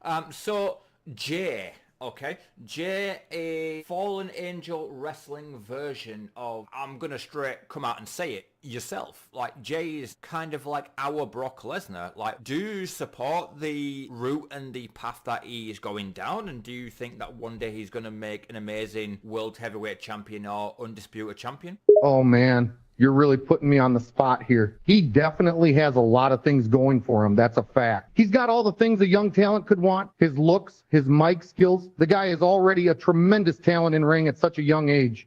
He's definitely got that it factor. I could definitely see the guy being a heavyweight champion in FAW.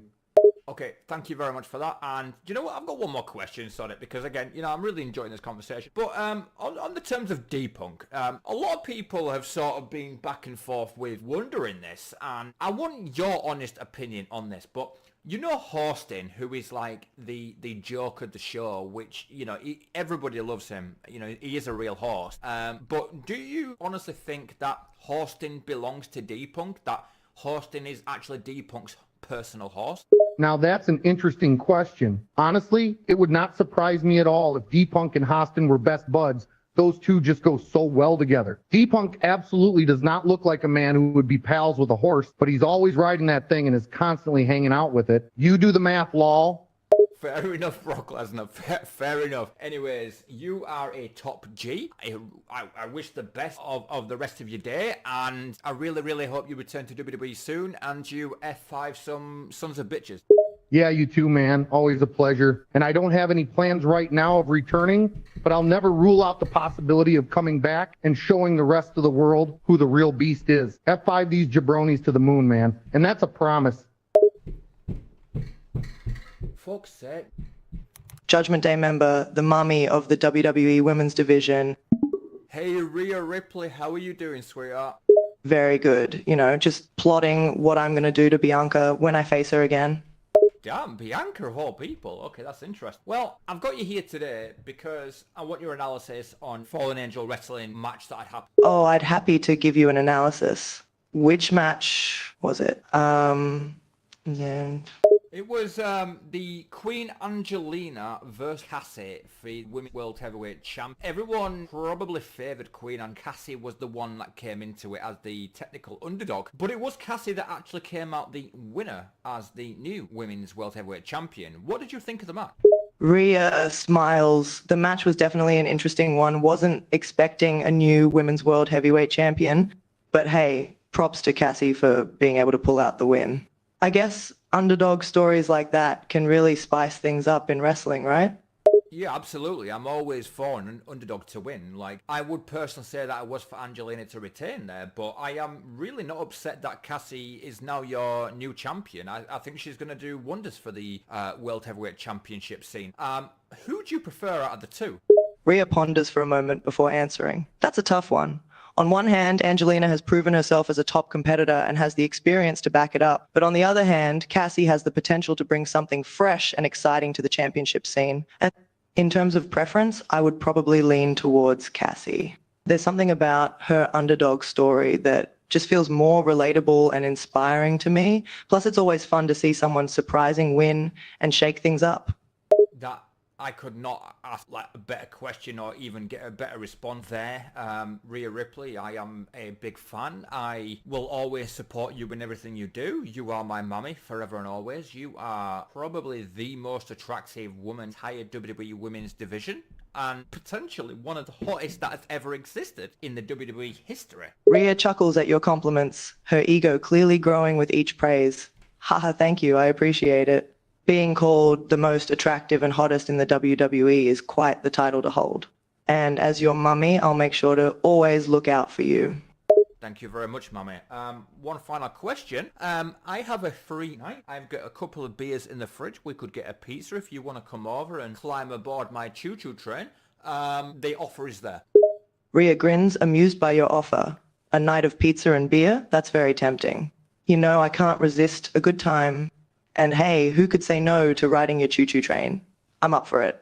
Count me in. Should I bring anything? You could bring lube and a couple of condoms if you want, or we do it raw doggy style. We can film it and put it on WWE Pornhub if you wish. Rhea smirks, intrigued by the idea. Ooh, getting kinky now, are we? I like that idea. Let's make it a night to remember. I'll bring the lube and the condoms.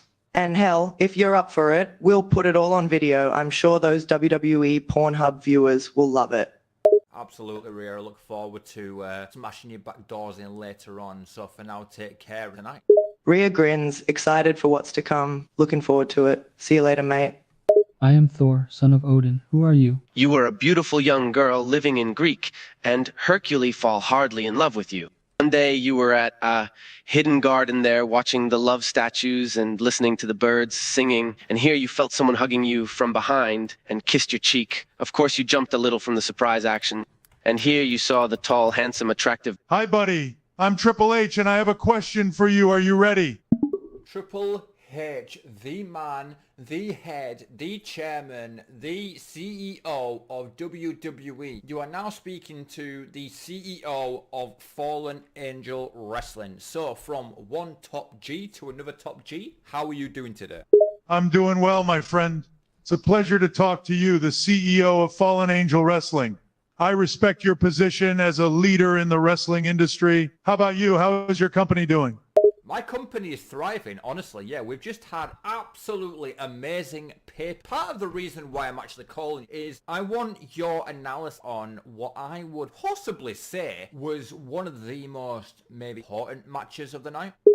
I see. I'm happy to hear that your company is thriving. Congratulations on your recent pay-per-view. Now, I'm curious, which match are you referring to that you think was particularly important? Yeah, so we're talking about the 10-minute Ironman match, and it was Max versus Barun. Obviously, as we've seen previous matches in the previous week, that Max is the one that you have to defeat within 10 minutes. 10 minutes is obviously on the clock. The contenders have to beat Max in 10 minutes or less. Or more, should I say, on a point-based system. You've got 10 minutes on the clock, and you've basically got to get more points than Max. Now, Max, obviously, one of the most dominant superstars, considered the GOAT of all GOATs. And, you know, Bruno managing to beat Max and becoming the sixth and the final man to be into the sixth man on goal. You know, it's quite big. Like, what did you think of the Max and Bruno? I see. So the 10-minute Ironman match between Max and Bruno was an important match for your company.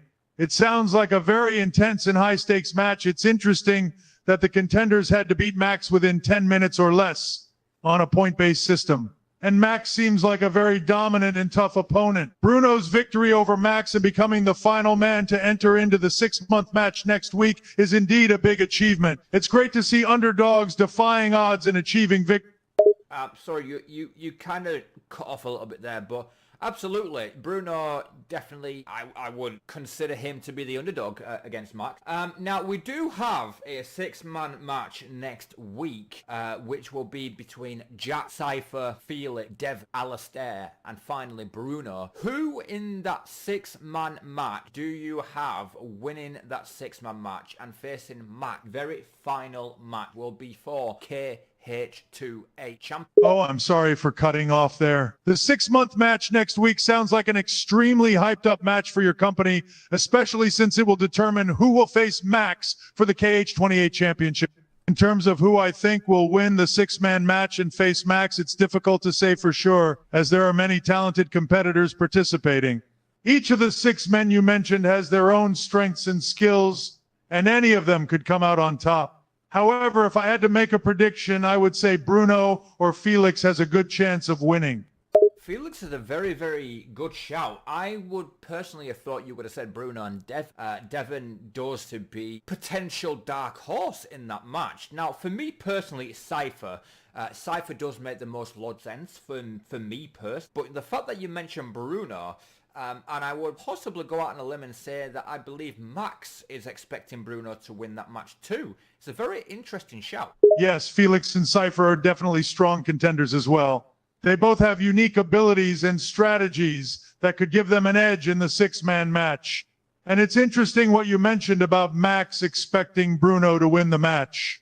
Ultimately, it's challenging to predict the outcome of such a high-stakes match, as anything can happen in the ring. But I'm excited to see what happens and who will emerge victorious and challenge Max for the KH28 championship. Absolutely, and so am I as well. Now, let's say that Bruno wins the 6-man contender match and he does go on to face Max for the KH28 championship. Knowing full well that he's already beaten Max in the 10-minute Ironman match, do you feel that Bruno could take down Max and become your new KH28 champion? If Bruno wins the 6-man contender match and faces Max for the KH2A championship, he certainly has the potential to become the new catchweight champion. He has already shown that he can beat Max in a 10-minute Ironman match, which is a big accomplishment. And with his confidence probably sky high after that previous win, he could have the mental edge over Max going into the championship match. Overall, if Bruno can keep his focus and execute his skills effectively, it's definitely possible for him to defeat Max and claim the title. Absolutely. So, with a final prediction and a final opinion and confirmation, you are rooting for Bruno for the entirety through the 6-man contender match and for the main championship match for the KH2A champion. Is that correct? Correct. If I had to make a final prediction and a final opinion, I would be rooting for Bruno to win the 6-man contender match and then go on to face Max for the KH2A championship. Bruno has shown great skill and determination in his previous matches, and his ability to beat Max in the 10-minute Ironman match speaks volumes about his potential. So if he can keep up his momentum and continue to perform at a high level, I think he has a good chance of winning the title. Fantastic. Well, Triple H, it has been an absolute pleasure I hope that your business keeps thriving. I will tune in to Raw next week, and I look forward to when Raw comes to Netflix as well. It was an absolute pleasure talking with you as well, my friend. I wish your company, Fallen Angel Wrestling, all the best as well. And look out for Monday Night Raw on Netflix. I'm sure it will be a great show. See you around. The bell on the funeral parlor's door rang, signaling another customer. The inside was bathed in dark. You were fighting Alexa Bliss. You had her seething in pain. Your ruthless manner and bloodthirsty attitude made you a beast. I am Stone Cold Steve Austin. Give me a hell yeah. Stone Cold Steve Austin, a pleasure to have a voice call with me. How are you doing today, my friend? I'm doing good, my friend. Just kicking back and taking it easy. How about yourself? I'm also very How about good. yourself? Oh, so sorry. I thought you'd... I'm doing good, thank you very much. I've actually just recovered from having a very, very bad I had extremely bad, some difficult... Oh, man, those abscesses are the worst. I had a friend who went through that a few years back, and he said it was pure agony. Glad you're on the mend now, though. But hey, you know what they say. What doesn't kill you makes you stronger. Absolutely, and I'm a very, very firm for that. Anyway, Stone Cold, or should I just call you Steve? Probably the best. I want your analysis on the match that happened in Fallen Angel Wrestling. Of course, man, glad to give my take on that match. Which one are we talking about specifically? Yeah, so we're talking about Prometheus versus Ace for the Men's World Head Champ. We saw that took down Ace and retained his champ, but I believe some were for Ace to win that. And if you remember from a couple of years ago when these two faced off, beforehand, it was Ace that had locked a master lock on Prometheus, and Prometheus actually tapped out because Ace's master lock is like ultimate move. So Prometheus winning this match felt like redemption from a few years ago. So what are your takes on? Yeah, I remember that match. That was a real barn burner. And it's true, Ace's master lock is a killer move. But, in this business, you got to come up with a counter for everything. Looks like Prometheus did his homework and found a way out of that master lock. That's how you get redemption, by coming up with a game plan and executing it. So I get why people might have wanted to see Ace win, but you got to respect the fact that Prometheus did what he had to do to keep that belt. Absolutely, and again, it was a redemption story and a long-term storytelling. That's right. Long-term storytelling is what makes pro wrestling great. Fans love seeing that kind of progression and payback. And when you can build a story around a move like the master lock and then see the payoff like we did tonight with Prometheus getting out of it and winning the match, that's what makes fans come back for more. It keeps you hooked, man. Absolutely, I completely agree with you. Well, me personally, I was rooting for Prometheus to win, and obviously did. Some people were voting for Ace. It felt like a level playing field in a lot of where fans were sort of towards Ace and others towards Ace. There was no, I would say, clear favourite win that match, which was quite nice that it was sort of even level playing field. But obviously with Ace match, where do you feel Ace is going to be headed? Do you feel that the Undisputed Championship probably the best target to aim? Oh yeah, man. I think heading for the Undisputed Championship is the logical move for Ace now. Losing that match to Prometheus was a setback, sure, but it gives him a chance to refocus and come back stronger.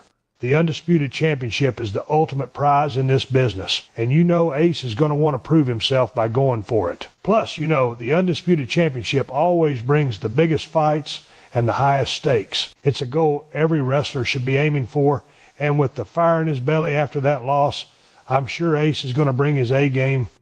Absolutely. So, final question I do have for you. Who is your favourite out of Prometheus and Ace, and why? Oh man, that's a tough one. I got to give props to both of those guys. They're both incredibly talented. But if I got to pick one, I'd say Prometheus. I've seen that kid grow into a powerhouse. He's got the size, the skill, and the drive. Plus, he's got that intensity in the ring that just makes you watch. I respect the hell out of both guys, but my money's on Prometheus. Thank you very much for that, Steve. I hope you have a good rest of your day. Save a couple of beers. I'll actually stop by. I will chill by the campfire and we'll talk about legends of old. You got it, my friend. I'll save a cold one for you. Always great talking shop with a wrestling fan, and I'll tell you some crazy stories around the campfire. Looking forward to it.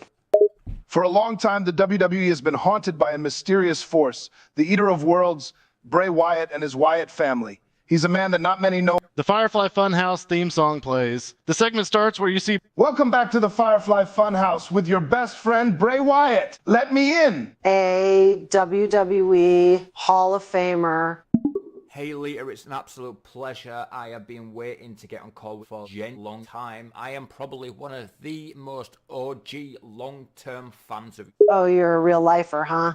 Well, I guess my years of wrestling mayhem are finally paying off. Absolutely, Lita. I wanted to reach out of and get your analysis on a Fallen Angel wrestling match that had two of arguably the best male entire roster. Sounds juicy. I'm always up for discussing a good old-fashioned wrestling match. Spill the beans. Who were the wrestlers and what went down? Okay, well, first of all, I was hoping that you would actually have seen the match. Hopefully you did. Anyways, I'll fill you in.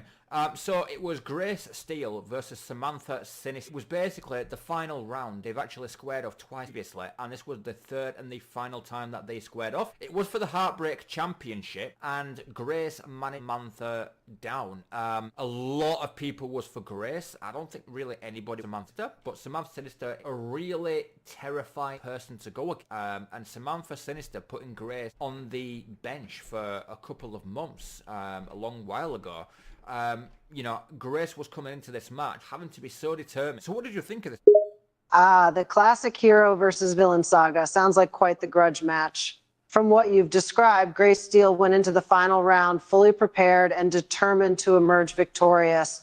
And despite Samantha Sinister's reputation as a formidable opponent, Grace managed to keep her down, winning her the Heartbreak Championship. It's no surprise that most people were rooting for Grace, especially after Samantha put her on the bench for months.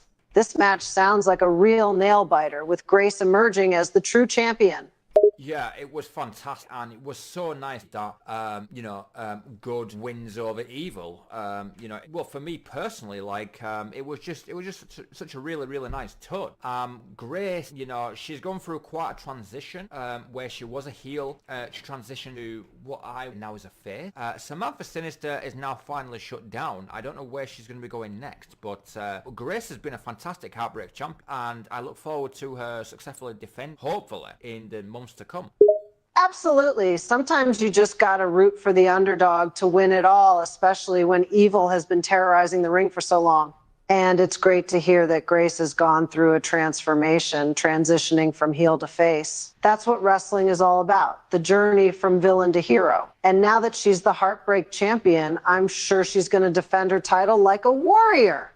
And as you said, a warrior exactly is the best way to describe Grace, to be quite completely honest. She's a face, but she has got the perfect balance, good and evil. And it is, again, so nice to see that in someone and them be victorious. So, as it currently stands, Grace is at the top of the food chain, so to speak. She is the technical face of the women's division. As we know, Angelina Angelo, she is the face of the women's division. But do you feel Grace could surpass Angelina at some point? Oh, without a doubt. If anything, Grace has that unique blend of good and evil that makes her a truly captivating character. And now, with her Heartbreak Championship, she's at the pinnacle of the women's division. Yes, Angelina Angelo is the current face, but Grace has the potential to not just catch up, but surpass her. With her skills in the ring and her compelling character, I have no doubt that Grace will become the undeniable star of the women's division. Fantastic. That is great news. Well, Lita, it's been a pleasure as always. I do have a date tonight. Rhea Ripley's actually coming around and she's going to climb aboard the choo-choo train. However, tomorrow I'm free, and if you want to inspect my lead pipe, I will be all open for you. Nothing like a hot date with Rhea Ripley to get the excitement going. Enjoy yourselves and tell her I said hi. But as for inspecting your lead pipe, you're on. Tomorrow it is. Can't wait to see what you've got up your sleeve. Up my sleeve, down my trousers, Lita, down my trousers. You remember that time when you and Ed shared a bed? Well, this one's gonna a lot better than that. Oh, I remember that little escapade like it was just yesterday. And if you think this one's gonna be better, I'm all ears, darling. Let's see what you've got. Fantastic, Lita. Well, you take care of yourselves, and I'll see you tomorrow. Take care, love. Looking forward to tomorrow. See you soon. What color is your Bugatti? First of all, Andrew Tate, I am one of your biggest supporters, one of your biggest followers, and I get so much hate and criticism for it. And I truly do not care, because all you try to do is you try to open the mind pool, try to heal and help people and rebel against the system, the government and the made. How are you today, Andrew? A lion doesn't concern himself with the opinions of sheep.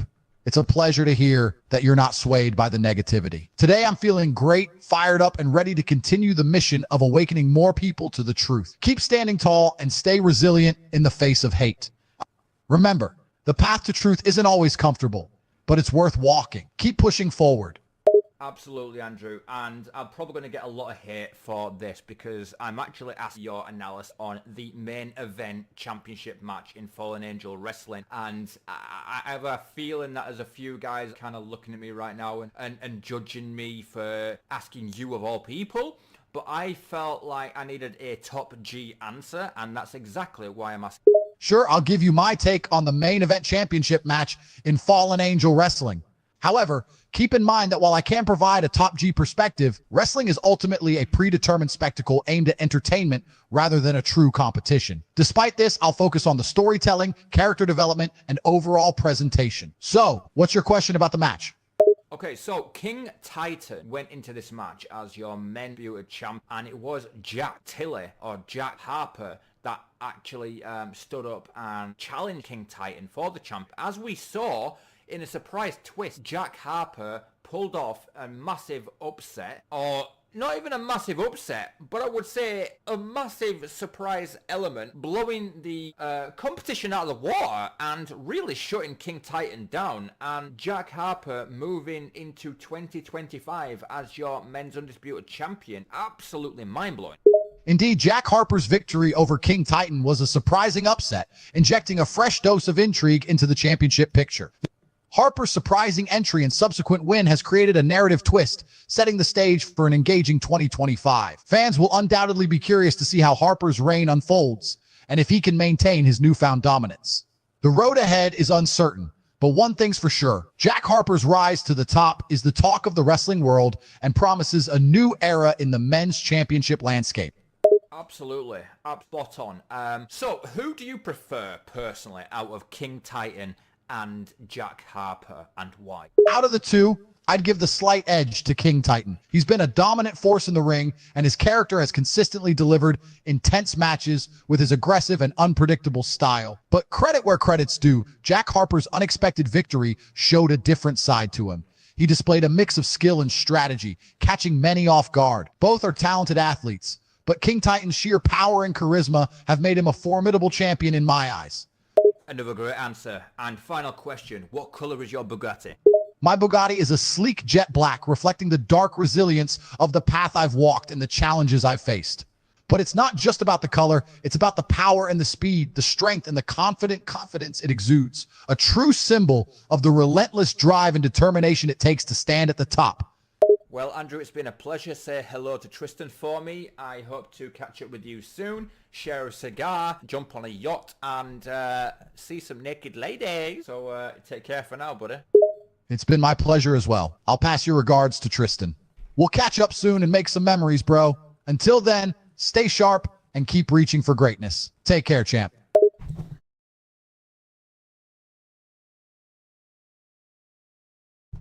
Alright guys, so yeah, if you did enjoy that, then please let me know, and I will do this.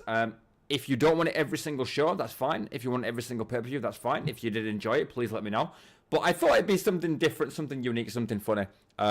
Hopefully it was funny, you know. I'll be doing different celebrities every single time. I'll be doing different people every single time, probably. So yeah, without further ado, thanks for the love, thanks for the support, thanks for the great stream. And I'll see you next Sunday. Take care of yourselves. Much love, much respect, and peace.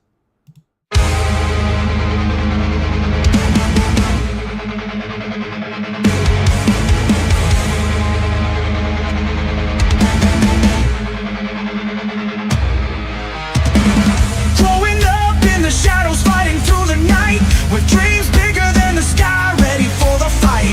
I face the darkest demons, yeah, I've seen their rise, but I found my way back and I learned to rise. I'm the What you saying, bruv? It's me, bruv, I've had enough. I will never quit, I will never give up. Bring on the challenges, I'll fill my cup.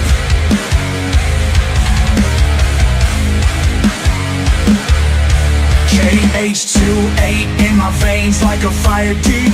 Two little angels, they're my world, they keep pushing me to greatness, I've evolved, it's true. A true warrior inside, I know what to do. I'm the English king. What you saying, bruv? It's me, bruv, I've had enough. I will never quit, I will never give up. Bring on the challenges, I'll fill my cup.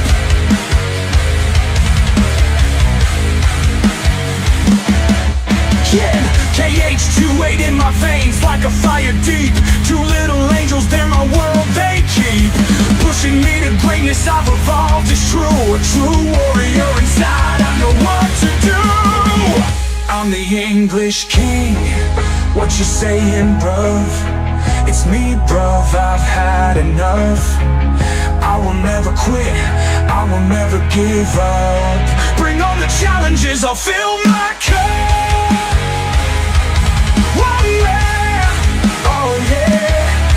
Rest in peace, Christian, your spirit is here. And every step I take and every fight I steer, I've overcome struggle and hardship too. With family by choice, it's the love that grew.